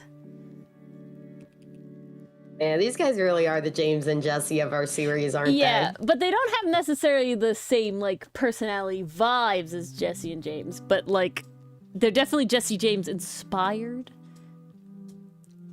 That maybe that's true, maybe that's it. Pastry puff. Maybe they're just more open-minded in general. Maybe they're just more just like it's too. Like, I don't know, just something about it. Because guys, I will be 100% honest. I tried reading The Captive Prince because a lot of the artists I was following were doing really nice fan arts of it. And I was like, ooh, these characters are pretty and they seem interesting. Also, it's in a medieval-esque, like, I think it's Scandinavian, maybe. I'm not sure. I'll have to double check that. Time period. Base, let's go. Historical fiction, boys love. I'm here for this. Oh God, I did not know what I signed up for. Yeah, it sounded like it was a lot more than... The fucking power dynamics at work, like... Like, it's definitely not 100%. You just are more, like, the target is just bigger. You know what I'm saying? Obviously, anybody can be a bad writer, and anybody can be a good writer, and any story can be written well or bad. Because it wasn't bad writing, it was just... The context was uncomfortable, yeah. I didn't want to read about orgies. That's all I ask. I want a cute couple, instead I got, like, sex den. Maybe that's the ace coming through, who knows? Shit. That might have been the ace, because I was just like, wow, we're really describing things here, and there's a lot of people, and wow. Wow. Speak for yourself. Yeah, I think it's just the aceness coming through sometimes. I don't know. I will say there were certain interesting other that were like writing. Even then, it was also the case of, okay, I can see why this is a trilogy, because they have no chemistry in the first book. Like, there is no chemistry in the first book whatsoever, because weren't the like moral things kind of weird? Each other.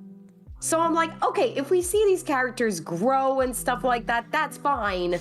But that also means I gotta subject myself to another book. Yeah.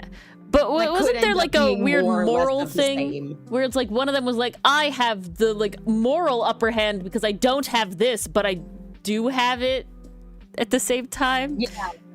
It was slavery, basically. Yeah. But like they want to be slaves or something. It was like very odd. Yeah. It was very uncomfortable. Yeah. You know what it did? No. This is what it did. Okay. This is what it did. It clicked. Hold on. Rising of Shield Hero. Try again. I'm gonna use that as an example. Oh. You were just too excited. Hello. Testing. You're fine. Okay. It clicked. That's basically what I said before I got out. Rising of the Shield Hero. Ori, I know you watched that one, so I know you're familiar with Naofumi. Yeah. Well, you definitely saw it, because Naofumi in that one, in the anime, there is a slave trade, basically, in that anime. There is no sugarcoating it. That's what's going on. No, it's 100% what it is. And it's not just Rising of Shield Hero that does this. A lot of isekai do this, in that they have a slave system, and it's always like, oh, it's a bad thing if the wrong person gets to own slaves, like, because they're going to treat them bad, they're going to abuse them, and it's going to be a bad time all around. But we justify, and this is the universal we, these are the writers who are writing these stories, we are like, well, the protagonist also participates in this very corrupt, very cruel unethical system. Cruel, yeah. But it's okay that he does it because he's really nice to them. Yeah. And then so nice that they, people who have never known anything but being enslaved, are like, yes, I want to still be your slave. Yeah. And it's like, that is the same logic with Captive Prince. I was so upset with Rise of the Shield Hero, like, because Rise... I don't think this is for me. I find Rise of the Shield Hero had a beautiful premise from the beginning. The start, the setup was like, wow, this is really interesting. I'm really intrigued. And then it just went into like, it's a harem anime. And it's just like, okay, this is not what I wanted. Also, okay, so there's a whole arc. Spoilers for Rising of the Shield Hero, I guess. I'm gonna send you a video and you need to watch it, because one, this guy is hilarious, and two, he sums up the first season very well. But so he basically does a roast of Rising of Shield Hero, and it's hilarious. But so spoilers for Rise of the Shield Hero. We're just putting it up because I want to use the card. But basically, so this whole thing is the first person he gets is like I don't know what they call him in the show, but she's like an animal person. She's a kimono mini, and she's got ears. She's got and a tail, and her name is Reptalia, and she's like a raccoon girl. It's a really good design. She's really great design. She's fine, and honestly, not overly like. Show, I would totally get a figure of her, because it's so good. Yeah, and like her whole design is good, and it's not like overly sexualized fan service either. Like, it's really nice. But he acquires her so basically the premise of the show is that these 4 heroes with divine, like, chosen weapons were summoned from another world, it's an isekai, into this world to fight the evil that comes in basically like waves, okay? And they come in waves every, like, so often. There's a bunch of demons that come out of, like, portals and shit, and you have to defend the town against them, you know, the world, the realm, not just the town, the realm. And there's, like, a timing, and it counts down, and this whole thing. And so we get the spear hero, the sword hero, the bow hero, and then you get the shield hero. And he does not have a weapon, he has a shield. And you can't use any other weapons besides your divine weapon, right? So he literally is, by the game logic of the show, unable to use any other sword. So his whole, like, any other weapon. So his whole thing is he basically has the ability to buff other and protect other people, but he needs somebody to fight on his behalf. So now, at the very beginning, he's kind of like automatically kind of like outcast, to my, like, very unjustly. He hasn't done anything yet. These people don't know him from the real world. They're from all over, but they just single him out as like, oh, the shield is bad. The shield has this, like, negative connotation to it. We don't like you. And they blame him, and they set up this thing where they basically set him up that he sexually assaulted a woman. And he didn't. And he's like a whole thing. And I'm like with him here. I'm like, wow, this is terrible. This is so horrible. Like, wow, this is such a, like, what a thing. And he's like very down on the world, that everybody's evil. But he still goes that he's still gonna fight, right? Even though that the world is, like, against him, right? He's still gonna figure it out. And that's really cool. And so because nobody will work with him because of this negative connotation and then these false accusations that everybody believes, nobody will fight for him. Nobody will join his party. Okay? And so the only way to get somebody to join his party is to buy a slave. It makes sense so far. I'm with it so far, right? And he doesn't have a lot of money, so he gets, like, you know, quote unquote bad quality, and she's sickly. She's a young girl. This is Raftalia. She's a young girl and she's sickly and everything like that. And he, in a bit of a cruel way, forces her to fight because she's a little traumatized, doesn't want to fight things. But overall, it's, like, painted, and I don't think necessarily badly painted, as, like, she's overcoming her fears and she's becoming, like, strong, independent. She's a very good fighter in the end, okay? And then but she's still technically a slave, and she's still, you know, it's not like he's really doing a ton with that, but technically she still is, like, the brand, the magic brand and everything.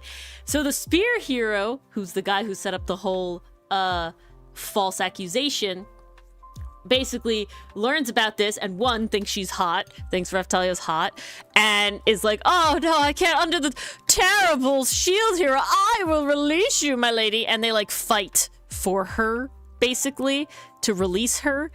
And and that's where it starts going downhill, right, in this theme, because a good thing would be like, yeah, release her, and he would trust that she would still be in his party without the brand completely. And that's what happens. So he loses, and they release her from the binding spell, right?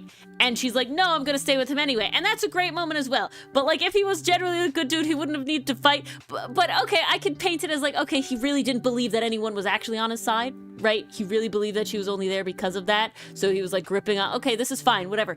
The big issue is not that she just sticks around with him, is that she goes and willingly to her, you know, willingly, which it's actually willingly, but, like, it's sus, you know what I'm saying, because she literally knows nothing else, gets the binding reinstated. That's the bad part. That's where we go downhill, right? Everything up until that is like, okay, we're having a time, you know, maybe he should just have let her go when this whole thing happened, but he believed that everybody was against him, and even she would leave him, you know, if she could, right? And okay, down on his luck, negative things, and then having the moment where she's like, no, like, I want to fight with you, I know you're a good person, because she's seen him help people, right? And, like, I know you're a good person, and it's like...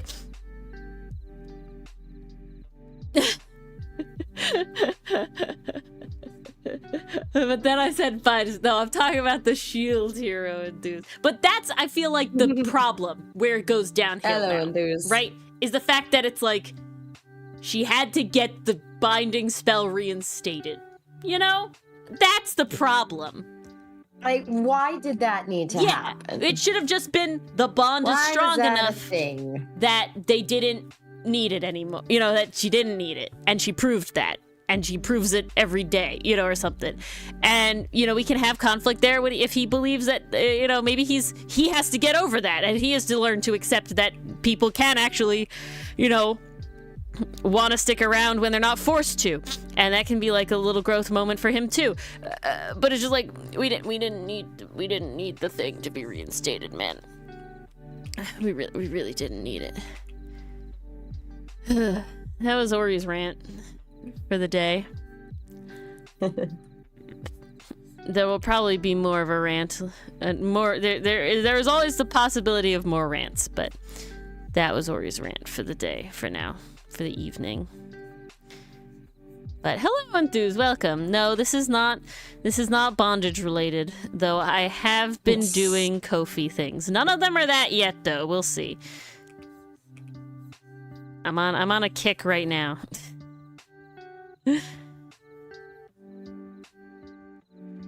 But no, we're drawing Onyx and Andy and Perry. Where's Perry? Come here. There we go. Okay, we're vibing, I think. I think we're vibing. I would say so. I don't know how I want this jacket bit to be, though. No, that's too femme.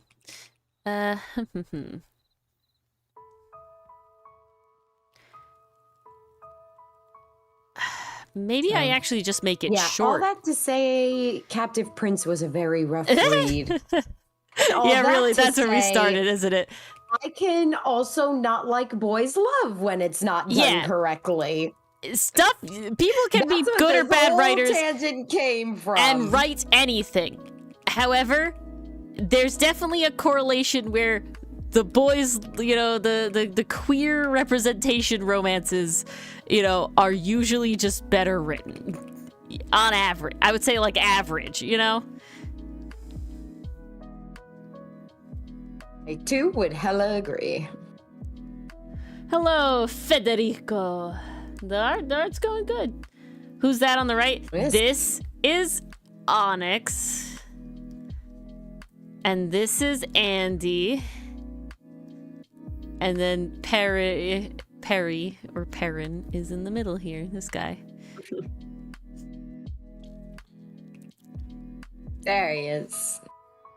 Hello, Oscar. Oscar! Oh, You're just in time to meet the next crew. The next motley crew. Okay, stop. That's not what I wanted. I think this is how we're gonna do this. There are mineral... There's not a... Well, actually, yes, but no. I know we discussed it. Yeah. We did talk about that very good briefly. Clocking, Mason, yes. So Andy is from andesite, and Perry is from the word Perrin, which is a name that means stone or rock. So yes, they are related in that way. They also are related in the fact that they all have a Y in their name. That was important to me too. So yeah. While it isn't doing any more... So his name was specifically chosen for its meaning, and we liked the sound of Perrin. But being like rock was good for the vibes. And then ending up being like, okay, I want him to have like two side like lackeys, I guess. And so then in naming them, I was just looking at names, and I specifically was like, I want a femme man, and I want a mask woman, and then I was like, oh, but Onyx for the femme man is fun, and then Andy for the mask woman is like, oh, this is fun. We're like circumventing all over the place, and then it was like they work. So we were playing with a lot of names, but yes, in the end, it is related to that, but nothing more than name. It does make me want to make his hair black, but I'm not 100% necessarily sold. The biggest problem I have is the fact that... I can see a black with silver. The biggest, like, caveat that I've made for myself is that everybody has a natural occurring hair color for them. Now, that does mean that the colors can have colors that humans can't, because if they have animal, traits, animals have colors that humans don't have, like purples and, blues and things in their coloring. Perry is Perrin, yes. But for the humans, they do have to have normal human naturally occurring hair colors. And even if it's rare, like they could be like platinum blonde or white haired and, gray haired and young or something. But I do want it to be possible because I really want to separate that, like, in the vibes. That makes sense. I hope that makes sense. I would say so.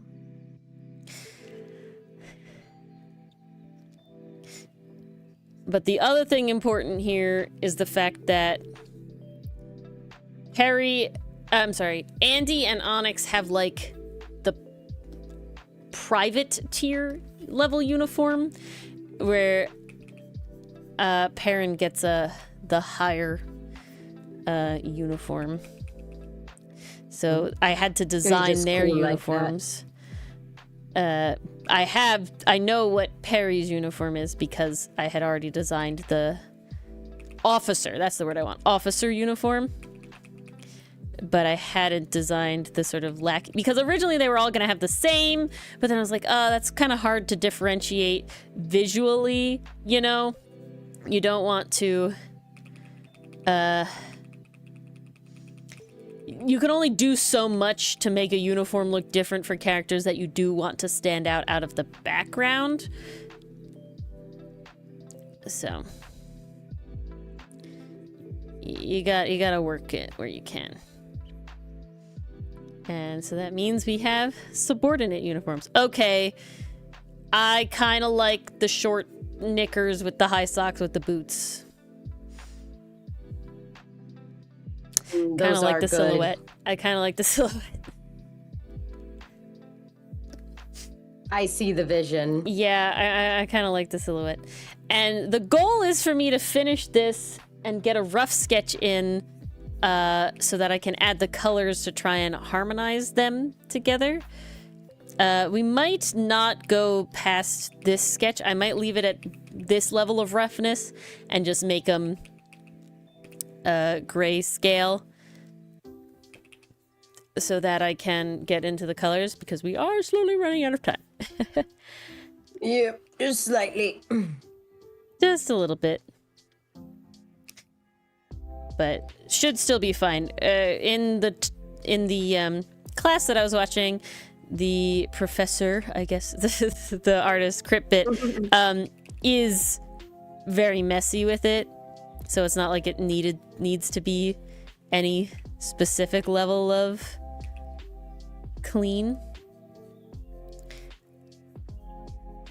I like doing stuff in a certain order in my brain. But the goal is to knock out the colors. And while I do have the design, because I did have some of the design done already. I shall be back momentarily, Ori. How dare she? I want chocolate. Me too. Bring me some.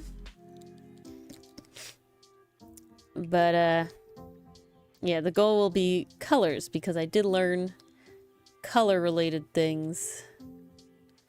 Okay, this knee actually needs to be lower than the other knee, anatomy-wise. There we go, that's why it's weird.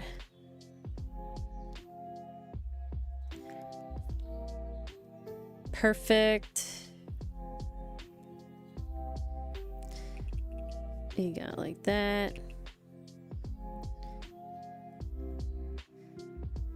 Great.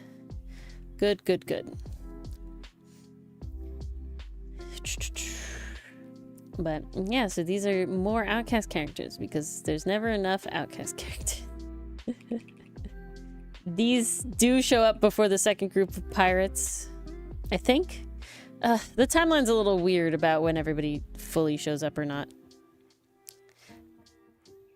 I know that, of course, Avrit and another character I designed, that he doesn't have color either. But he doesn't have to meld with anybody else. These characters I specifically want to feel like they're part of a group. So I wanted to make sure their colors are dealt with together.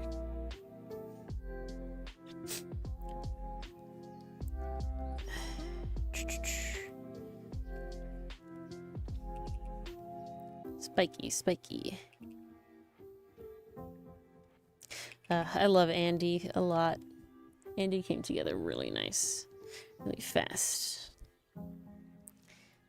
Onyx fought me, but now he's lovely. And it seems like all of you love him too, so works for me.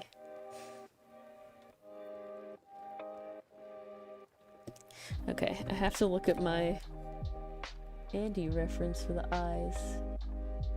Yeah, okay.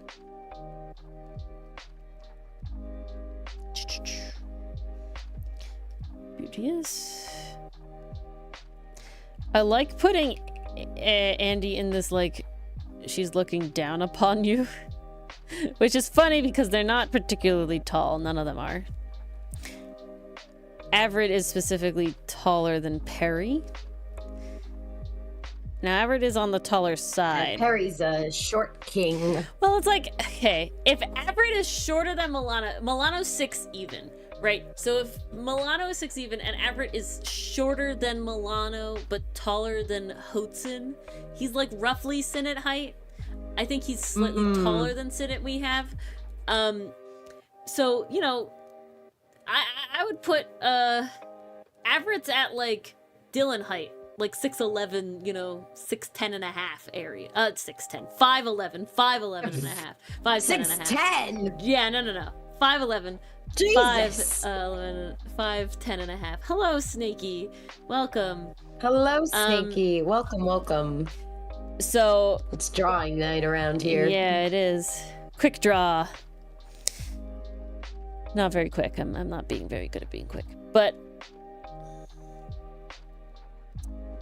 So, you know, Perry's still taller than you, Mars, is all I'm saying. They're all still taller than you. That's all I'm saying. They're all taller than me. Yeah, because Hotsun is 5'9". 5'8", 5'9", somewhere there. So he's not short either, right? So if Avrit's taller than Hotsun, you know, Perry could technically be 5'9". I think I still want him to be shorter than Hotsun. Oh, the aces are here. The aces are here. Toony, I mean, we're doing comic stuff, so I feel like we're all toony. Yeah. The only thing that's not here is the tourney.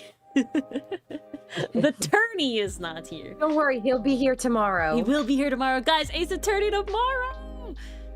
We get to continue the place your bets. Will we finish Turnabout Trigger or not? Will you get to see Mars and my new outfits? Come on, we have to be near the end. How could we not be near the end? Eyes. Eye emoji. Will we see? Will we see the lovely? How could we not be near the end? How would that even be possible? Yeah, Turnabout Trigger. Turnabout Gun. It's case 1 from Investigations Prosecutor's Gambit. So 2. AAI 2. Case 1. That's what we're playing tomorrow. Possibly starting case 2. I don't know what it's called. But I have my accent ready for my character. I'm very excited. I have her voice ready. And I have Mars and my outfits ready, which I'm very excited for. Only a maybe pastry puff? Oof. Oof. Oof. Is life getting in the way again? To the end?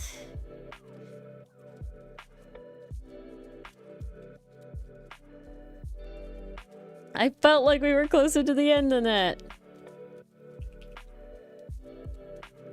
I thought we were way closer to the end than that. Okay, I feel like I thought we were further than I think Mars thought we were, but I definitely thought we were closer. All right, there's Onyx. We stand on it. I love Onyx. I mean, there is Onyx, but there's Andy. My head is dead. I normally don't mix them up, but you know, Mars still mixes up Avrit and Aster, so you know, we get passes, guys. We get passes. Especially as the creators. I know them when it counts. Okay, you get regular pants, Andy, because that's the mask thing to have.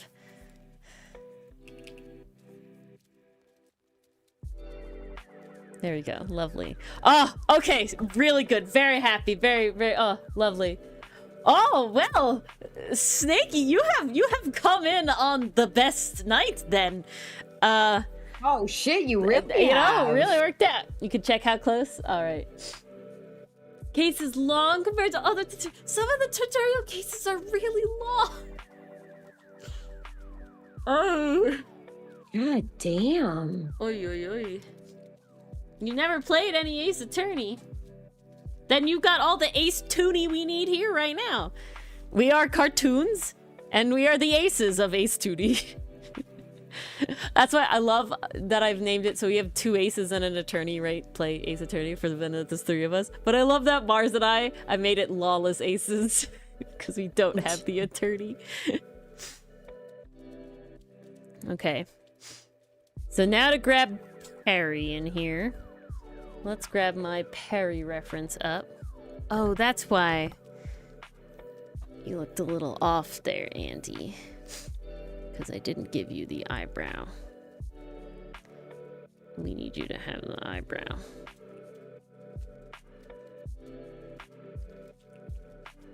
Too thick. You have thin eyebrows. Perfect. All right. Grand. Where are the cards? Cards? The cards? What cards? I don't know what cards. I'm confused. I'm not sure. I've lost the thread. Sometimes I look at chat way after whatever I said. Where did the thread go? Okay. Damn, I've really upgraded Perry from his original concept sketch. I like it though. He has a lot more walker in him. I am vibing with like they really Ace do of the deck now. of cards. I get it. No, that's a good one. That's a good one. That I was just blanking. I was just blurbing. That was really it. Midnight brain kicked in early tonight. Yeah, it is what it is. You know what? It's Thursday. It's almost the end of the week. Yep. I am looking at my calendar and looking at those last days with hope. We're gonna have 2 weeks off. I'm like, you don't get paid though. No, that's the thing. I pick up my outside cases and I do a crap ton of makeups. Oh. So you still have to work. I still have to work, but not in a school. I see. So you're just happy for less petri dish. Just slightly. Very just sad. Slightly. Especially since I found out there is pneumonia going around. Oof, yeah.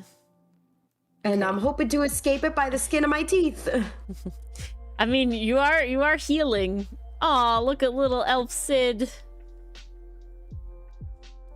Ooh, I know I saw Addie, but I don't think I saw Sid yet. What am I doing? Oh, that's cute. I need references. I love the hat. That's adorable. Where's my boy? Main cast. Avrit. God, Avrit, your character sheet's so old, my boy. My sir. My man. You need an update, my friend. Oh, well, Snaky boy, since you're new to the chat here, and you like, I mean, he's not in the comic quite yet, but he will be part of this comic that Mars and I write. It's called Outcast. Go read it. It's a webtoon. Get your friend to read it too. Yes. Oh, okay. Do it. It's good. We're definitely not finishing the case this time. Nice. Guys, you want to show up tomorrow? We get Mars and Ori new costume reveals. You don't want to miss it. It's good times. Yes. More Perry to come, Snaky. More He's not in it yet, but I hope you love the other boys too. But he is in July. Next December, maybe. Yeah, don't. Is he in Tally Marks? I didn't think we visually showed him. He's not in Tally Marks, no. Yeah, so it's a while. It's just Perry and Saiga in Tally Marks. You mean just Averett and Saiga, yeah. Averett and Saiga. Yeah. Oh, no. No, Perry's waiting outside. Yeah. So you're right, Perry doesn't even show up. Yep. Well. I'm just having a good time. But you gotta be caught up with it. Would you Perry? Yeah, you could. You could pray. I wouldn't. Very few would win in a fight against Perry. And those few are most of the other main characters, though. I don't know if I would say Saiga would win. I think they would tie.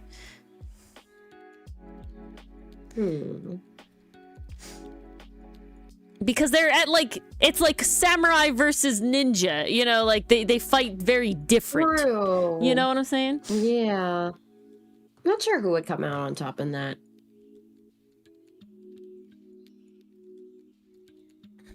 I'm gonna take that as a good thing, Snaky. You gotta type, and this is what he is like. I'm very proud of the body type work I've done with him, though. Sometimes it's just like, ooh. Went outside her comfort zone for this one. I want to be diverse, you know, and I feel like, I mean, I gotta say, I drew Perry, and I'm like, yeah, okay, we like Perry too, we like Saiga too, they're all a little out, you know, a little diff. But, oh, Snaky Boy, I also have an artist to recommend to you, if you like this sort of thing, because look at this guy. You like this guy? If you want more of this guy, you gotta follow. We're pretty sure you would enjoy. Sketches. Greatly. Because this is their, like, main OC. They love to draw a lot. There's a lot of him. He's good stuff. So much him. So much him. I am taking inspiration from him to make Perry, so we stan. Yeah, there you go. You'll like him. Go follow him. Why shouldn't you? Do it. Okay. Let me blurb you out a little more. Perfect, perfect. All right. Now, Averett, let me look at your uniform again. That's not the one I want. Oh, it's in this one. Give him a fedora. No! Mars has a fedora in her new outfit, though. It's a good fedora, though. She looks good. It's an actual fedora, not a trilby. She definitely gives more Indiana Jones than neckbeard. A hundo. It's amazing. I love it. It's good shit. She rocks it. It's so funny. I'm like, because I was like drawing them so that if we finished the last stream, we had them last week. But I'm like drawing mine, and my character's like, wow, there's all these details, there's so many layers. How am I gonna be able to finish them both? And then Mars's character is like the simplest shit. And I was like, oh, okay. We're fine. We're fine. And there was much rejoicing. There was much rejoicing. Ooh, do the Duolingo. Can't lose that streak. Duo the lingo. Yes.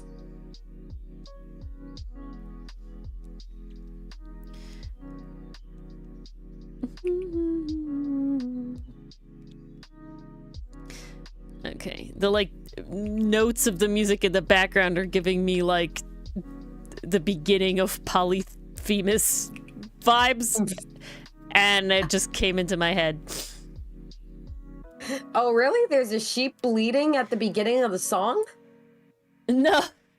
Just the notes. How Polyphemus starts. It was I know, but the notes of the song were like, gotta hand it to you both. This is quite the treat. Ooh. And just my head like fit it. Okay, speaking of songs that remind us of others, do you remember that promotional video I sent you for Lighter? Yes. The Fearless song? Yes. When it started, I literally thought it was a fan animation because it started with the line in the exact same tempo. I tried so hard, and I was like, ain't got so far? Is this a fan thing? Did they make this? And I realized, no, wait, this is legit. Oh shit, this is a real song. Oh shit, this is a bop. Damn. I hope we do like the Patient stages Buff. of grief in reverse. The stages of happiness, I guess. Yeah, exactly. And yes, Snaky Boy, I do certainly lean towards Twink and Twunk territory over any other one. But they are thick in different ways. But I'm still happy with this guy, and I still follow Walker. So we're going everywhere. We're going all over. There's also definitely just like comfort when you lean into it, But I'm very proud of myself with Perry here. I like Perry. He's a maniac. Perry. He's a fucking monster. But I'm here for Perry. He's a horrible human being. Yeah, he's terrible. But he's very fun to write and draw for. Okay.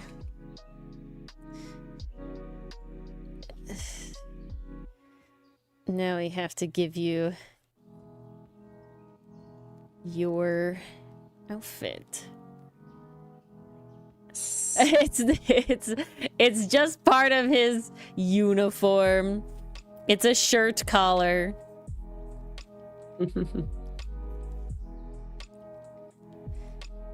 Because the way... Yeah, not that kind of collar. What do you think we are? Rising of the Shield hero? That's what you gotta go to the Kofi for. Maybe Perry will get one. I'm like, okay. I'm like over here and I'm like really trying to solidify the dynamic of Perry and Onyx and Andy. And so I'm like, we gotta sort that out first.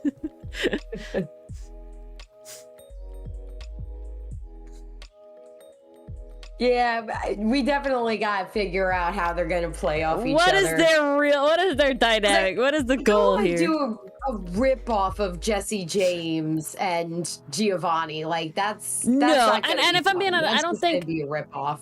I don't think Onyx and Andy have Jesse James vibes. Like, they're not as goofy as that. Yeah, I definitely... Exactly. I find them being more like Mean Girl vibes. Right? You know what I'm saying? They're looking down on you. Like, the mean henchmen that like want to be the big bad, but like they're also... Here's what I'm trying to decide. But they're also not goofy. Do they like their current position or are they looking to climb up? That's what I can't decide. I think in my head they were always happy with their position. They're happy with where they are. That's kind of leaning towards too. Yeah, because I think anything more than that, and you're leaning too close to secondary character territory. Yeah, no, I think they're happy. I feel like maybe they owe something to Perry. I can see, sort of like he saved, quote unquote, saved them, or something in it, kind of like adopted, but adopted into the fight ring, sort of thing. Right? You know what? Maybe not even saving, but just giving them a chance. Yeah, or he saw their potential in the Navy and took them under his wing to teach them his feral ways. So I'm thinking out loud here, but what if it was kind of like one of those things where it's like... It's okay, Sneaky. It's like on Perry's side, maybe they weren't chosen because of their abilities. It was literally just like, yeah, I'll take them. But to them, it was super important and super impactful, and they never forgot. That's 100%. But I also see being a sentimental, I'm going to reach out and bolster you up. I either see him as a, I'm going to use you to better me, or I don't even give a fuck. Let's just pick you. You just better be useful. I see him as he definitely like recognized game sort of thing, right? Like he recognized their potential, but in like I need like a feral, right hands, right? Like I need someone to kind of match my freak sort of vibes, right? Like I can't just have anybody, because maybe he's going through people, right? Maybe he's gone through people, and now it's like, a lot of people getting wrecked during the training, because what about this?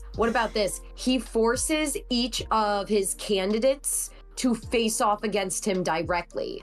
Yeah, but I can see that. He's so brutal that each one ends up very injured. Yeah, I can see something like that. I could also see Barnett not caring about that because if they can't beat Perry, then they're not worth having in the military. Exactly. So he wouldn't care that recruits are like being sent home with broken limbs. But it's definitely not every single recruit. It's like some go to Saiga, some go to, like it depends on which like tester you get, basically. I see Saiga as more the one kind of taking pity, where it's just like, come on, I'll train you up so you can actually Yeah, she's more analytical about it. Like, I see potential there. Here's where you screwed up. Here's where you screwed up. We're going to train that out of you. Yeah. That's how I see Saiga. Yeah. But I'm just saying, like, not every recruit has to pass Perry's test, right? Like, it depends, like, some But they have to pass Perry's test to be with Perry. Yeah, exactly. Yeah. Welcome back, I think Mason. we're on the same page. I don't know if you're here, Mason. Mason, when we said that Elf Sid is looking really cute. Yes. I love her hat. It is adorable. Very festive. Sometimes I just lock in and the shoes just happen. Jeez. Okay, so after writing for 2 hours, I am coloring my first Hotsen. Oh, snap. Let's see how many I can get done Is tonight. Mars gonna get any payment tonight?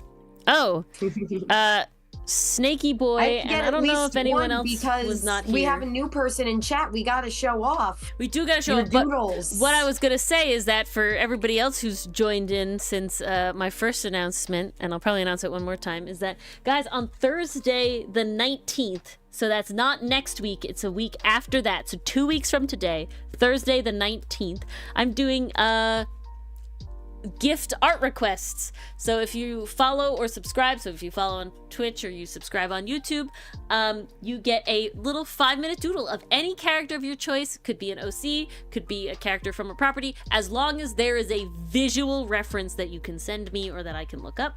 So there has to be some sort of visual reference for it. Yeah, so if you just have a follow or you just have a subscribe, you get a 5-minute doodle. That's like one of these. Quality does vary depending on how well I know the character, how well the character fits into my style itself. Sometimes you get dot eyes because that's what I have time for. Sometimes you get full eyes because I knocked it out of the park. Who knows? But they do vary. If you are a YouTube channel member or a Ko-fi member, you get, depending on your tier, either a 10, a 15, or a 20-minute doodle. Yeah, literally, you can suggest anybody as long as there's a visual reference. It could be an animated character, it can be from a manga, it can be a real person. I'll do it. The quality varies, okay? It's 5 minutes, you know? So just... the more work I have to do to get it into my style, the more varied it is. Vash, I did well because I've drawn him before. Sora, Prompto, Slain, they're like similar, anime is similar in the style. This guy I did redraw, so he's kind of a bad example. But these 4, they were 5 minutes. And you'll get to see a 5-minute here. So, Chang I've drawn before. But Thorfinn and Lighter, I hadn't drawn before. I had seen Lighter a fair amount, though. I haven't seen Thorfinn at all.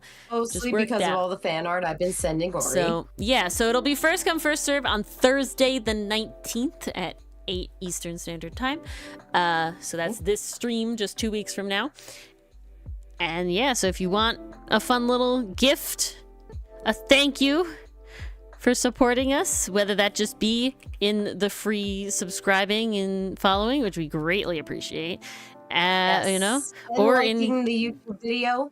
It helps out so if you're on much. YouTube, like this stream, if you've liked the stream. We hope you have. I hope, yeah, we hope. A lot of effort into these rants, clearly. Production value really comes on the Fridays, not gonna lie. That's true. Sometimes I set up a good stream. Sometimes we have like Well, see, those are still Sometimes Friday we do streams. have themed nights where we Thank talk you, about Sneaky. comic-related stuff. Those are still on the low end stuff. of effort, though. I think the bigger ends of efforts are still always Fridays, because I'm like, oh, we do like a Smash to Pass to Smash. Nope, that's still a Friday stream. Oh, we did Ace Attorney Game Show. No, that's still a Friday stream.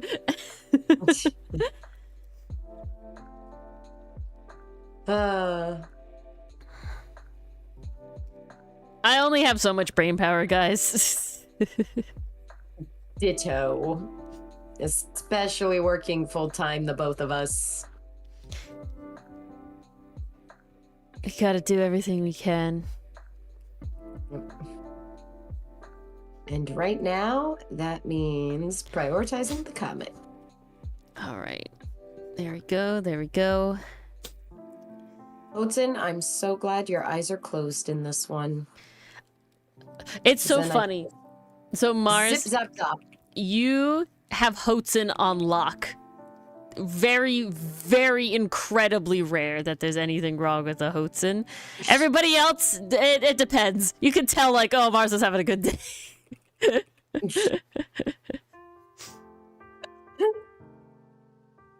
You can tell when Mars is either locked in or is just in a fuck deadline must do. Yep. I think entry 2 ended up a lot like that. Yeah, it did a little bit. In it. There was certainly... I would say his tail came out really good. I am still hella proud of that tail. Yes, Wherever but his it showed hair... up, I'm proud of that tail. His hair does need some work. Ooh, nice. Roblox. I won't deny that his hair needs some work. Yes. Mars couldn't really do... Wow, I love him. He's great. Wow, Perry's top fucking tier. Look at this. Oh, damn. Stacked. All right. Look at this man. Man. If only he wasn't evil. He's just vicious. Now the question is, does he get little side things or not?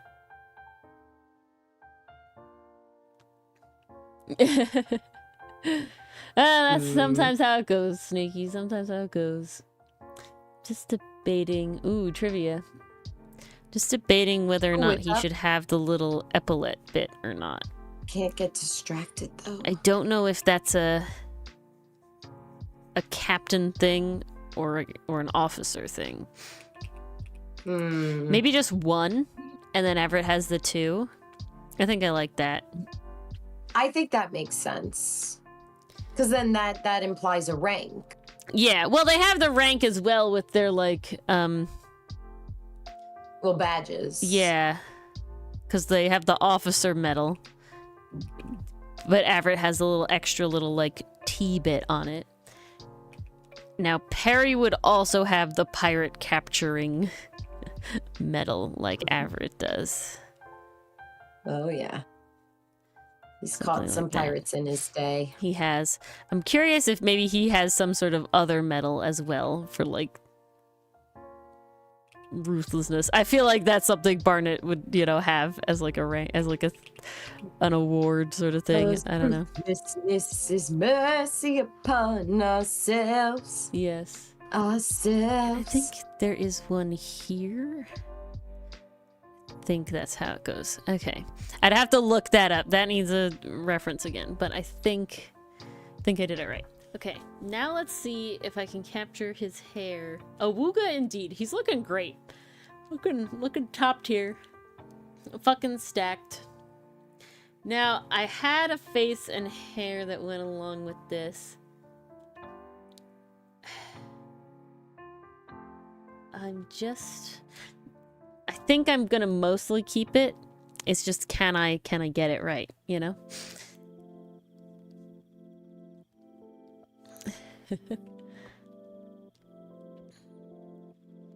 Because that's not how parts work, so we might have to switch that around.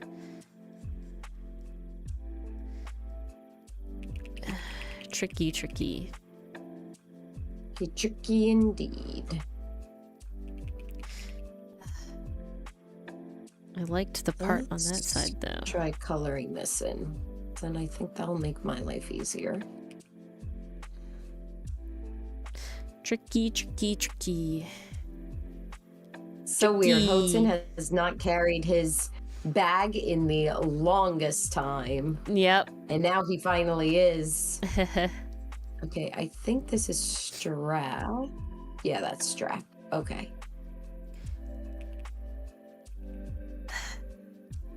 Okay. Yeah, this boy hella nervous. Oh yeah. Ooh, okay, maybe we do something like this instead. Back strap. He's kind of turning. And then I might have to look up a Zero Fail fan art. Well, damn. It gives kind of the hair I want, so I don't know. He does really look like a Zero Field, doesn't he? Yeah, he always kind of did. I want the kind of wild, messy, you know. Yeah, we got the swoop here. I'm feeling it. I'm feeling it. We got a swoop. We gotta really frame the eyes here. Oh, it's coming together. Another curly there, another curly there. Okay, yeah. Yeah, never too late to start, Snaky. Then you can draw all the stacked Never guys too you late want. at all. In any shape, any texture, you know? Soft, muscular, all the options. The world is your oyster. Any texture you can think of. Do it. None of the four except Gartic. Well, Gartic, I find Gartic is a slightly separate art skill because it's hard to have like the you can't do like guidelines and stuff as easy. So I find that I'm not great at Gartic, where I'm at least decent at art. And nah, if I'm being honest, Gartic? Yeah, Gartic phone. Oh. Okay, I was very confused for a second. Yeah, Gartic phone. And that's where you gotta start, Snake. That's where you gotta start.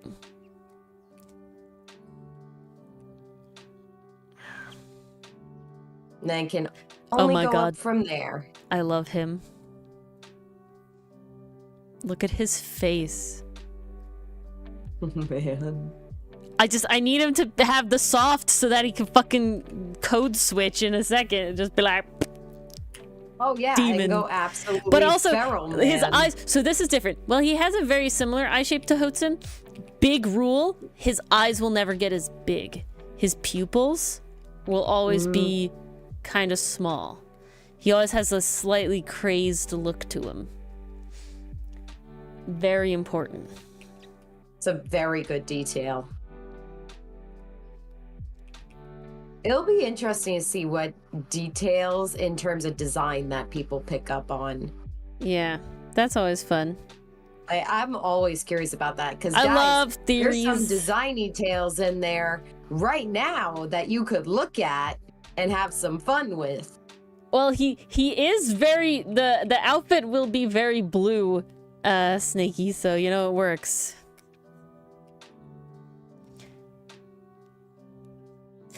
I like okay, he's very like the smile doesn't reach his eyes kind of guy. That feels very appropriate. He's putting on a smile because that's the socially acceptable thing to do. Yeah.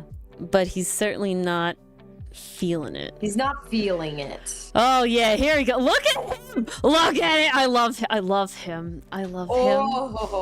Oh my god, I love them together. Look at them all. Oh, that's good. Look at the oh! Woo! I love them all. Very happy. Oh, or you have done yourself. Sometimes I do good shit. They could be the protagonists of their own story. Spin-off. That's how you know you nailed it, guys. That's what we get next, a spin-off? Yeah, possibly. Outcast but Marines. I mean, they are in Outcasts, so it'd be interesting to tell it from their perspective. That would be fucking wild. Yes. Yes, pastry pup. Yes. Yeah. Them indeed. We stand. Oh, definitely. We stand. All right, now Ori has to figure out color. So we're gonna do this. Don't need that one.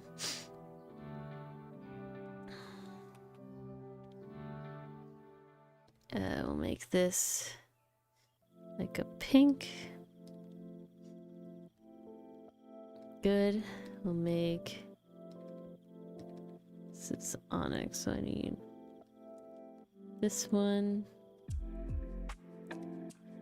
Oh, you just have two? Alright. Copy. Purple. You have to be pink as well. Doing a little bit of setup in the last amount of time. But we'll get to it, I promise. It's coming. Okay, so I will say...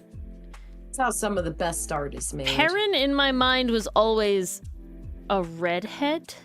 But now I don't know if that's what I want. I'm leaning toward no for redhead. Yeah, I'm kind of leaning towards no now. Okay. Let me set this so we're very low here, we're very low here, and then we can... Were there ways to bleach your hair back in the day? Not... My understanding is that most about dyes that we really had was not bleaching, but making it black. People could dye their hair black very commonly, but could not bleach their hair too much.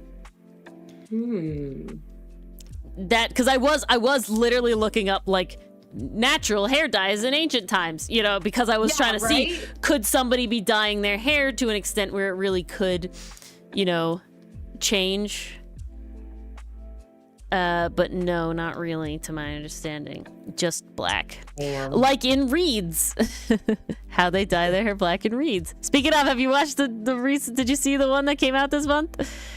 Not yet. I still gotta read it. Tisk tisk Mars. I gotta read Reeds. You gotta read Reeds. It's very good. I want to, believe me.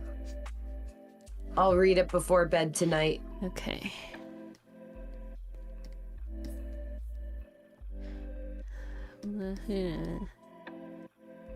Great. Great. Great. Okay. Yeah, Hotz and I rarely struggle with for the details. He and I are pals at this point. Yeah. We've spent so much time together. You really have. Look at them. They're beautiful. All of them. We stand, we love. Beautiful. Okay. So we're gonna start with a quick, just base color fill.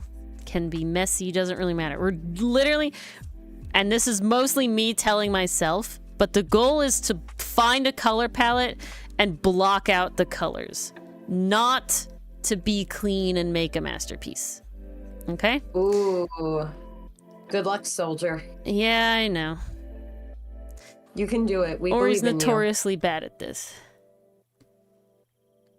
She is, but we all know she can do it. We have faith. Go a little lighter for you. We don't doubt Ori's genius. Don't we? Random palettes. The SOT, like SOT. What's SOT? They look like SOT characters. SOT? Stars of Time. Sands of Time. I don't know. Sea of Thieves. Sea of Thieves. Do Ah. people still play that game? I have no idea. I think so. Like, I have not heard about that game in forever. I have never played the game, so I wouldn't know. But I know that this is a pirate-related game, so works for me. I'm okay with that. Yeah. Great. Okay. I always like to make the line art lighter. It's just how I find the vibes. So we're doing that. Okay. Now. You'd fit perfectly in Outcast and Nathan. I want to take Everett's color palette. Mainly his uniform portion.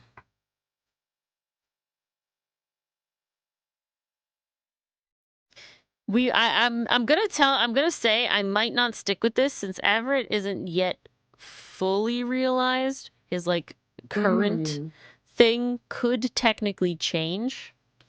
Hey, So that's I'm okay. I certainly don't have his colors in a these are palette not yet. the colors that I fully stick with.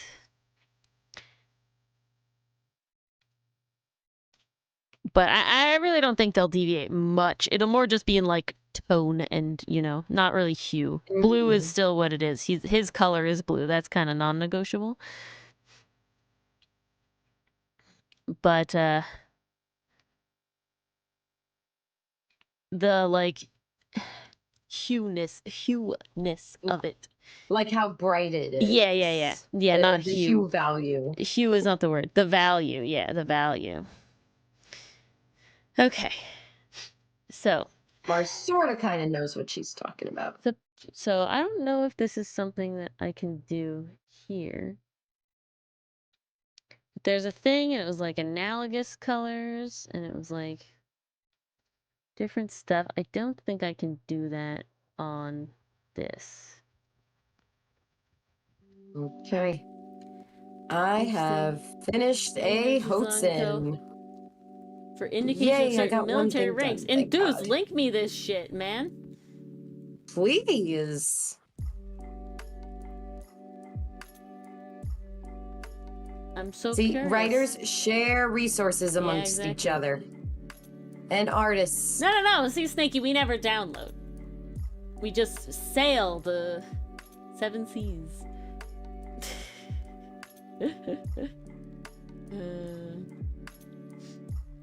Oh no, people are getting this wrong. For me.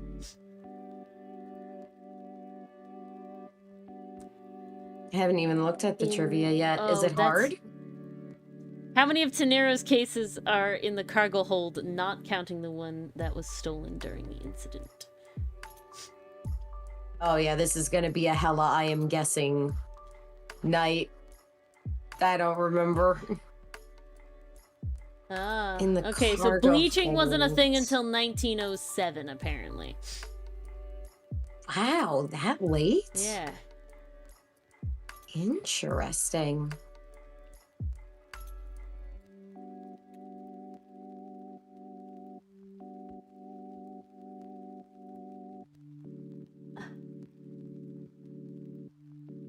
I need to see this history of hair dye with military rank.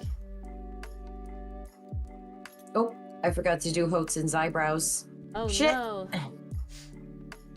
Okay, eyebrows and then he'll be done. Yeah, henna was a big one. That's what I'm seeing. Henna. Ah. Good night, Remu. Night, Remu.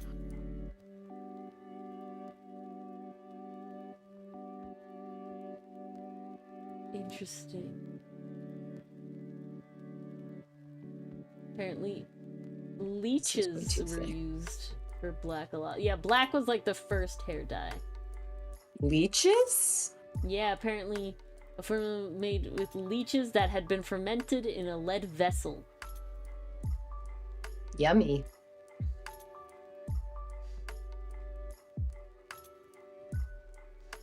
See, guys, it's little things like that that just make me like, you know what? Oh, I This see it. The decade, Saxons at least and I have indoor plumbing the Gaul and and not the leech Saxons dye. were dyeing their hair a variety of vibrant colors to show their ranks and immune. So what are they made out of?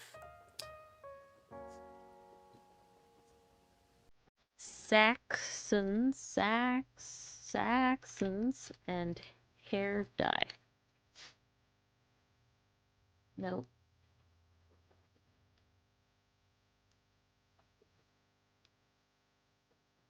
Ooh. Maybe.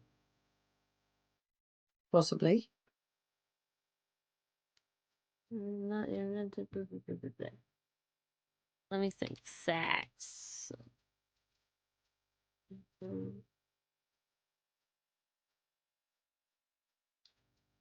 Huh. The Gaulish are reported to sometimes dye their hair bright red with goat's grease and ashes of beech timber. They could What the also heck is bleach goat their hair grease? out with lime water and with lime water. Huh. Where the Anglo-Saxons favored the color blue, they enjoyed hair that was green, orange, and deep blue. Wow, they were the first green hair dyers? But there are contemporary reports that the Saxons did have blue hair, but the question is whether the writers of the report saw people with blue hair or just drawings. And they don't seem to have any information of what they used to dye their hair. Red from So goat's blood. interesting. Looks like the Saxons used chalk. Ooh, hair chalk is a thing. It's not Hair permanent dye, but you could chalk your hair every, but you'd have to do it over and over again. Yeah. Which I like the vibe of. It like, gives a really Harry good would vibe. want- Okay, It gives a vibe of wanting to like maintain an image. maintain Like, image, but this it is also who I gives want the to vibe present of myself like as. a drowned rat with the hair color leaching out. Oh, it does. Like the anger Okay, there. Ori, when you do Perry's emotion sheet, you're gonna have to do one that's like that. So are we coloring his hair a specific color? I kind of want to. I like the vibe, and I feel like character-wise, it doesn't give like an art, but it gives a story, you know? There's a Yeah. difference. There's something for the audience to chew on character-wise. Because I do really like that angle. So could dye hair blonde. Because honestly, from like day one, I was like, Perry is compensating. He is hella compensating. Like, he's throwing himself around, he's throwing himself into the fray. Intimidation thing than a permanent aesthetic. Alright. Ooh, intimidation? Yeah. It very fits for various methods of coloring hair: black, gold, green, red, yellow, and white. In the 18 Okay. in book can't imagine him with green hair. Secrets of Art and Nature. It would be fascinating if he were the only one with like a quote-unquote unnatural hair color. Yeah. Such as life, PCM. Eto bleh. Eto bleh.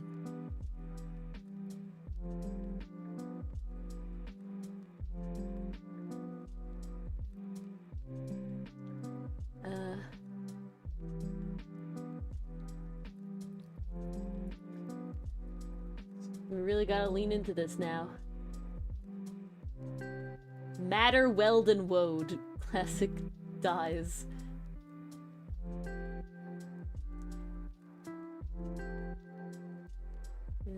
It's gotta be something he could easily get a hold of. All I want is I want to figure out... Because my biggest thing is natural dyes... Yes, I understand that, Enthuse. I'm just... Since our world is technically void of time, the biggest thing is, like, we're not really in an era of, like, a lot of chemistry and manufacturing, right? So I feel like that We're still not feel like producing the hair dye. synthetic hair dye. Well, I feel like synthetic is the thing that we're really not focused on in our world, right? Yeah. You know, there's not really like dyes. medicines that are synthetic. Like I wouldn't even say like penicillin isn't even like really a thing. Even though that comes from a mold, you do have to like do a lot of things to it, if that makes sense. Versus like chewing a willow leaf is like easy. Does that? Yeah. So I feel like we're really not at the... It's the herbs over manufactured medicine. Yeah, mid-1800s. I know, which is closer in the time period, because it's earlier than thought about. But I just, in the world we've created, is definitely like... It's untethered from real time, and so there's definitely much more of like a vibe of... And I think the biggest caveat is we really don't have like synthetic materials, you know, like there's no like nobody's polyester in a lab rayon, really, you know, there's no like real labs, there's no scientists like that, you know. It's definitely much more the natural sciences. So like any natural dyes, you know, and a certain level of like chemistry stuff, you know, like but definitely not like a ton. Definitely not where we're like making fake you know, definitely not where we're like gum still has to be like the sap of a rubber tree, you know, sort of thing. Oh, okay, I found the things. This is hilarious. Wild matter, Rubia perigina, was used for orange and coral shades. Ooh, coral? Yeah, but it's funny because his name is Perrin, and this is Rubia perigina. That would be hilarious. Oh, that's a good color. Look at that color. We're going back to he's redhead. Ooh. But a dyed redhead, not a natural redhead. So I think the bigger thing is showing that it's a dyed, and I think what has to happen is that, because I don't know if he'd be bleaching his hair, right? I feel like the goal is that he's fair-haired first, maybe even gray. Like I'm leaning into like being kind of gray. Like a gray blonde? He looked plain and he wanted something, because I could see him choosing red as like, red is the color of danger and I am dangerous. Like that makes sense character-wise. So I feel like he either had very plain hair before that blended into the crowd, or he had hair where he was just like, yeah, no, not the vibe. I want something else. I could see gray. Ooh. I could see something similar to Aster's gray. See, I made it this kind of like... And he's very passionate about battle. See, I made it this kind of like dull blonde. Where it's like kind of gray. I see. And then to show that it's like a chalk thing, I'm doing like a airbrush over it towards the roots. So it's kind of darker near the bottom. That's cool. So it's like this. I feel like that's kind of the vibe. Yeah. Oh, that's a good one. So that gives the illusion of it's not like a natural hair color, but it is. Yeah. It's also one of those fun details, like keen observers will notice this. Yeah. Or, you know, because it's also done differently than how the callers have hair colors. Nobody has a gradient like that, right? I think that's a big thing. Nobody has a gradient. That is true, Mason. Especially stands He's out. certainly passionate about something. And then something is fighting.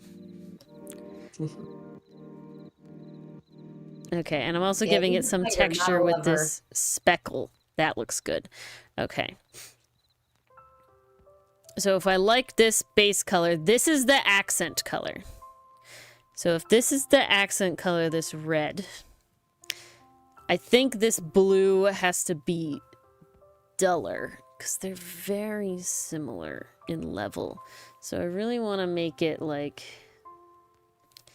that. Ooh, that feels better. Yeah, something like that. That kind of muted blue. I think we're good there. I see. And we'll keep it in here with this sort of like some grayish things going on. And then the boots would be the same. They have like this black. I'm fine with that. I'm fine with keeping that like that. And we definitely have to have the gold. They all have the gold through line. But they also all have to... You know, what if they both have red streaks? I feel like that fits one piece. I like that. I like that. Let's give that a try. Yeah. Damn, I'm just building your favorite boy, Snaky, apparently. Didn't intend to, but here we are. It just kind of happened. It just kind of happened. The question is, what is their hair color? Base. Because that's important, too. I really like the idea of Onyx being with black hair, just because I feel like that fits, you know? I think Okay, so you said red streaks, right? Yeah, the same red that Perrin has to kind of meld them together. Give you a really fun background detail, because we could literally have any background character, and if you add a red streak, you know they belong to Perry's unit. Yeah, exactly. That's gonna be really fun to play around with. Because no one else is gonna have this kind of hair. Yeah. But remember, it's always going to be like a soft streak. Yeah. Because it has to be recognizable from the collar's streak. Because they're different. One is natural and one is chalked. It's an important distinction. It is an important distinction. Okay. Onyx gets it on his little bang. Because I feel like that fits. Whoops. That's not what I wanted. They all do their makeup together, lol. Totally after Andy and Onyx become, like, the main, like, underlings of Perry, they do his hair. Perry is, like, incredible narcissist. Hubris incarnate. Narcissistic hella. That's so funny, Snaky.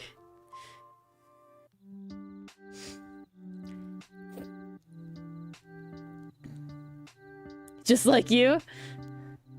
Oh, snap. Look at this. You're making everybody today, apparently. Damn. Who would have thought? The question is then what kind... I made Andy have, like a blonde, like a dirty blonde.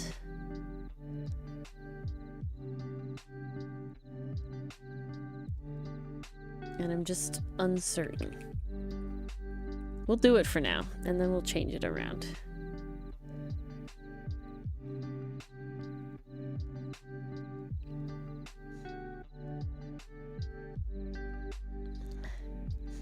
So much of this is just like, we vibes. It's all vibes. Yeah, you could see the mix of planning versus vibes. That's not what I wanted. See, I don't like that for you, Andy, so... well, it can make your undercut red. I think that's fun. I like that. Night, Mason. Night, Mason. Hope your stomach feels better. Yes, I hope so. Okay, I like that. What do you think? Her undercut being red? Ooh, yes. I love how subtle that is, because we could do a scene where she fights someone, and then as she turns her back to the camera, you get that flash of undercut. That would be really good dramatically. Let the bed bugs bite. No, don't let them bite. We don't want bed bugs to bite. No bed bugs. And we have a whole talk about bugs biting and making it so you can't drink milk. That's the worst. Yeah, and technically they're not. Well, colloquially they're bugs. Technically they're not bugs. But, you know, scientifically, they're arachnids. Pearl is such an interesting character dichotomy. I always have mixed feelings about her. And you like Pearl less and less. It's an animated show, Snakey, that is pretty good. It's pretty good. It's got a lot of songs in it. Very good. People have mixed feelings about it, but I think that they it did get misinterpreted at the end, and I hella blame the studio. You've confirmed it's fleas, Pastry Puff? Oh, no. Okay. So now let's grab all these colors, because I like this. Oops, that was not the color. That's the color. I'm sorry, Pastry Puff. They're all gonna need baths. Got this. I think they make the flea shampoo. You gotta banish those fleas.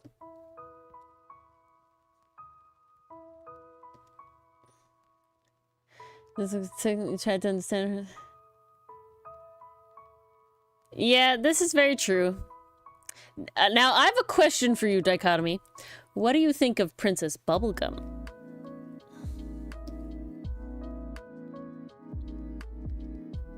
That's the true question.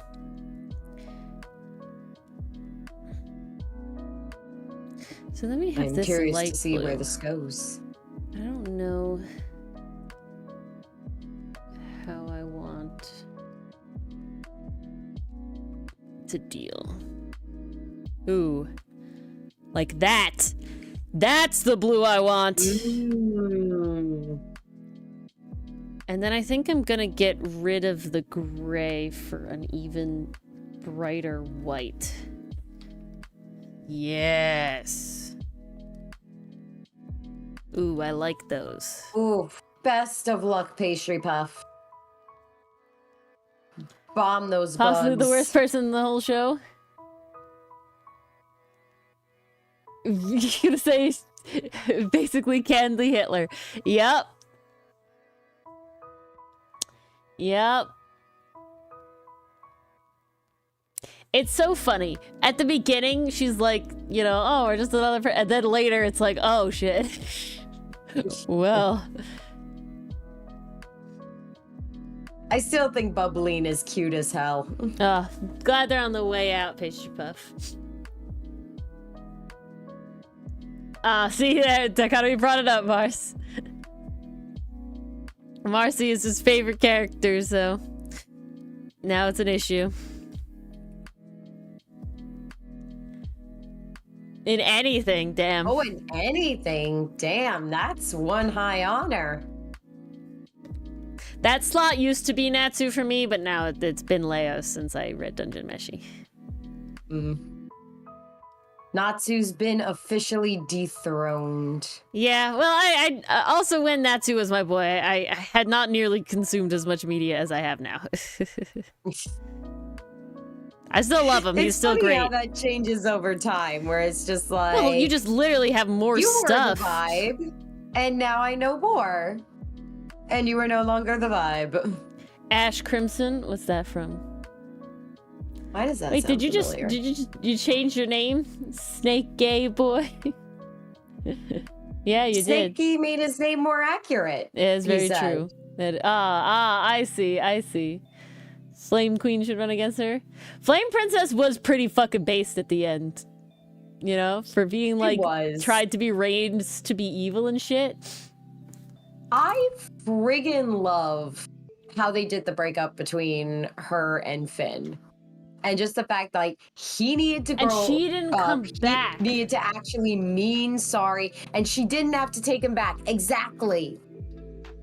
And then, oh, the apology scene where he sincerely apologizes for what he did, and they're like, "Yeah, we're chill now. We're not gonna be together." Yeah, but I love that whole thing chill. when he's like trying to find himself, Peace. and she's like, "Dude, you're just coming back to me because like you're having a rough time. Okay, can we work this out?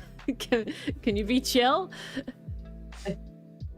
We can't be friends until you're chill." Cannot. And it's like, oh shit, I have to be chill. Yeah. Okay, now we really gotta go in the skin tone. What is everybody's skin tone? It's one of those arcs you don't see very often. Let's actually in add any Western media. these first. Because gotta be honest, all the media says, "Oh, take the person who screwed you over back," and it's just like, but what if we didn't do that? Yeah, but how about no? How about no? How about personal growth and self-reflection? Yeah, but it was a resolution. That's what I'm saying. Yeah. He did backslide, but that was like part of it, you know, because growth is not a linear progression, you know. And so then having it be like, oh wait, he's not really okay, and then having it all sorted out at the end was good. Adventure Time was honestly a really that's not the word I meant. Subverted. Adventure Time to me really defined the genre that has never been replicated, and that is the genre of, this is a really just fun, goofy show that's very episodic at the beginning, but then by the end you're like, oh shit, everything fucking came together. And the reason that nothing else has been able to mimic it perfectly, being a really good coming of age story. Right, yes, no, it did make it healthier. That's what's so good. It's what made it more realistic. So perfect. No, Finn's, like, all of Finn's arcs are, like, really, really top tier. Steven Universe is close. Steven Universe is very close. The big difference I have with that is the fact that Adventure Time was not meant to be deep originally, and they ran with it, right? Steven Universe always had this goal in mind, right? The story was always there. And I think, but even if we count Steven Universe, those are the only two in recent times, and it's because they got long run times. It definitely helps. Star vs. Forces of Evil attempted to do it, but fell flat because it only had like 2-3 seasons. It barely had any seasons. That one didn't work as well. They needed to have long run times because you need to be able to have all the amount of time to, for lack of a better word, drip feed you stuff. So you don't have to consume it all in one meal. Otherwise you don't know what's going on and you can't have some sort of resolution that gets people coming back for more, you know? Adventure Time also came out before the age of binge content. Yeah, so did Steven Universe. Really worked in its favor too. You know, so did Steven Universe. But I did enjoy Future. I liked Future too. Future was interesting. I think the biggest detriment is the fact that they don't do long-running shows anymore. Not, you know, they don't, because what is the most recent long-running show? Amphibia got 3 seasons. Amphibia 3 seasons. It's not very long. How many does Invincible currently have? 2. Okay. My Quinn. Superman is 2. But see, the difference with those are adult media. Adventure Time and Steven Universe are kids media. Owl House, what? 2 seasons and then like basically like 2 seasons and then recapped season 3. Yeah. Right? Thanks, Disney. Wait till you see what I do to your precious Steamboat Willie. What's wild is that Gravity Falls pulled it off being 2 seasons long, and I think it's the same reason that Over the Garden Wall pulls it off so well being 10 episodes, is because they really specifically made it that long. Well, they also knew how to work in the constraints of a 10 but they specifically series. Intended on that.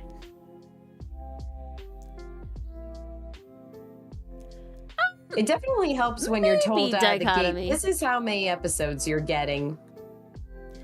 I find that it's a lot of just because the other things is like Hazbin Hotel needed more episodes.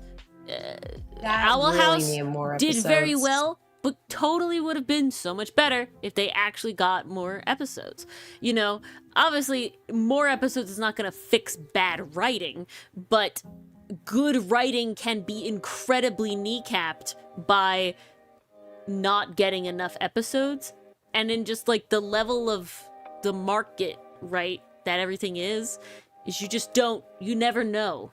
And if I'm being honest, I don't think most shows will ever get more than 2 seasons. I don't think execs will greenlight that. They have to make like One, a they lot don't of respect money. animation in general. But it's they have to make a lot of money. They have to make a lot of money, and that all comes from toy revenue, Yeah. not from the show itself. Hey, you know what? If they fucking took one page out of Japan's book and made, you know, like adult merch, like figurines, not like, you know, not PG-13 rated, but like not toys, you know, like high Just quality cool collectible figures, figurines. you know, people would totally get that shit. I gotta tell you, they would. They would. It literally could have been so easy. That is very, very true. We are more likely to see that. And I think it's because they don't want to take risks. That's why I'm very happy with the state of indie animation. Speaking of, Metal Family just came out with another episode. Woo! But I'm very happy with the current vibes of indie animation and indie animation studios, right? Not just like single people and their pals. Is running where main TV is flopping. And, Like, you know, I don't know if this is true or not, so please don't quote me on this, but I heard that Disney Channel isn't going to be a thing anymore. oh, I heard they might completely rely on Disney Plus ooh. and their Well- stream and just get rid of Disney Channel entirely. Now, again, I don't know if that's true or not. I only saw one source, See, so I'm going to have to dig a little bit more into that. I'll be very surprised. You heard that as indie animation. No, indie animation. Ooh, yeah, exactly, Pastry Puff. Exactly. I think it's like you can pretty much count on 2 seasons if the first season is like well liked, but in Western animation after that is a fucking crapshoot.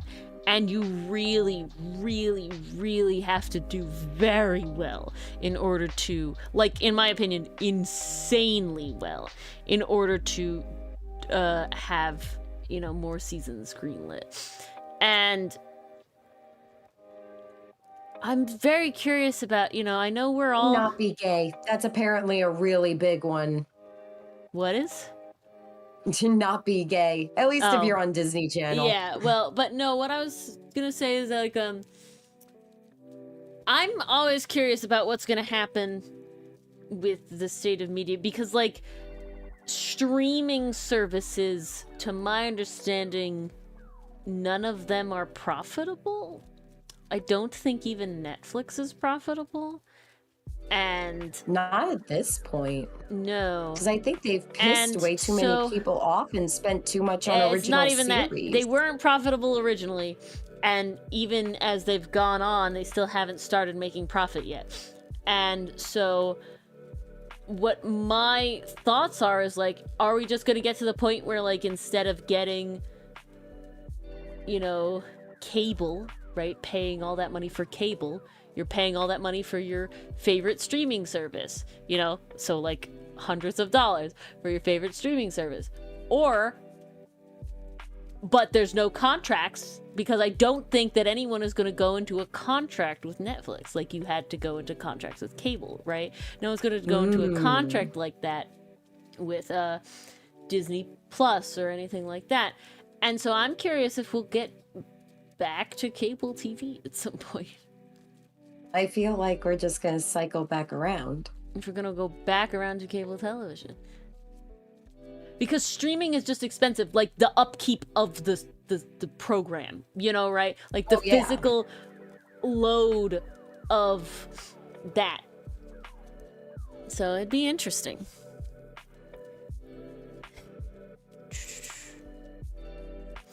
It'd be wild to see where everything leads. It would be. Okay, we might have to change the pants color. I'm uncertain how I'm feeling about it. I feel like it's too light and thus it takes away from the rest of it. Yeah, I'm not a fan. What color to change it to, though? What was that? I saved a color palette. I guess Ori just said indie animation very quickly, chat. Yes, I said indie animation very fast. Indiana Jones. Indiana Jones and the Lost Okay, you want to hear some Episodes. Ori lore that you've uncovered with talking about Indiana Jones? Ooh, yes. So when I was younger, I had I mean, not like I have a cousin, and she's younger than me. And I don't remember what happened. I feel like we saw Indiana Jones and the Crystal Skull in theater. Yeah, so that must have been what happened. We saw Indiana Jones and the Crystal Skull in theaters when it came out. So like midnight fucking release. Like it was night. Like it was, but I was kind of young for it, and it definitely the ending where she's like absorbed by the alien is like kind of a little horrific. She didn't go because she's, like I said, younger than me, so it was like past her bedtime and stuff. But so by the next day, while traumatized by that scene, I still, you know, was like the opening, you know, like the theme was stuck in my head. And I don't know why. Laura Kami. Okay, I'm sorry. Laura Kami. And we were on the swing, and for whatever reason it was like, okay, when we started swinging we would start singing the thing, so you're like da da da, and then when we got to the end of the main theme, I don't know why, I cannot recall why, but I would just go, I'm Apple Boy, and then she would go, and I'm Apple Girl, and we were like Apple themed superheroes. I do not know why.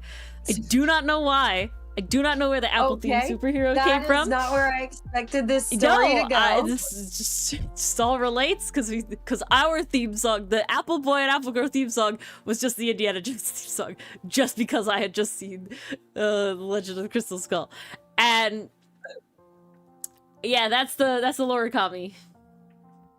Wow. Yep. See, guys, even I learn something new every day. There's a lot of, you know, lore out there. There's a lot of Laura Kami. Apple Boy? Again, I cannot give further explanation, for I do not know. It's just so random. Yeah.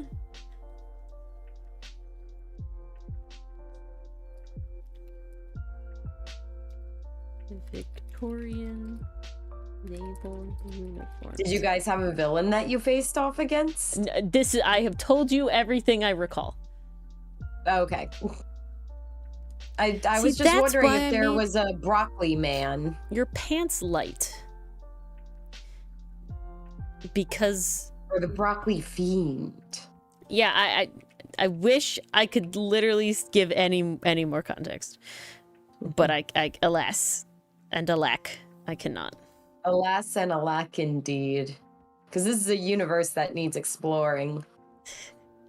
Next comic is Apple Boy and Apple Girl. Right? No, God, I ain't drawing that. I ain't drawing Apple-themed superheroes.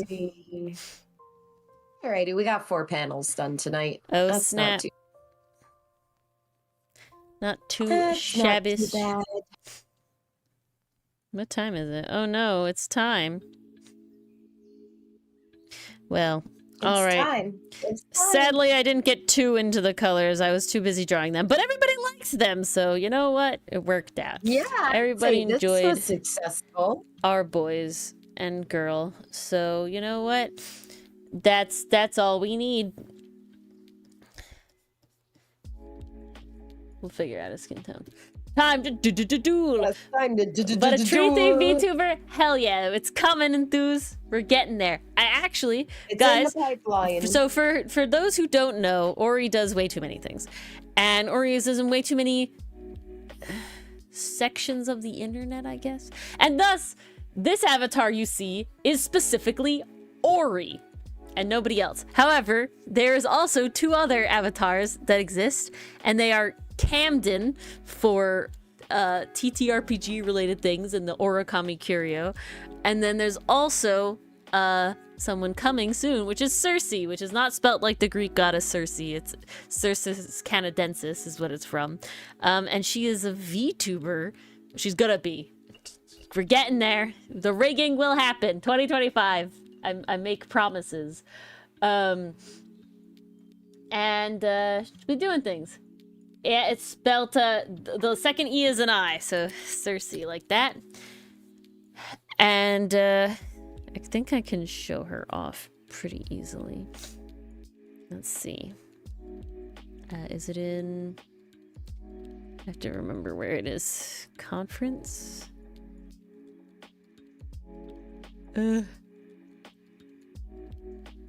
Nope. But the other thing is I redesigned Camden a little bit. So that's fun. For the Origami Curio.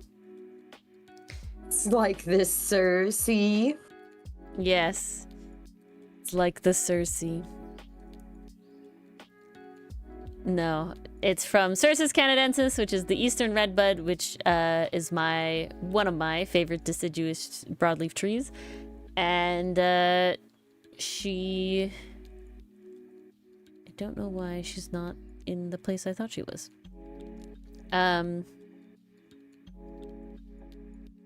Nope.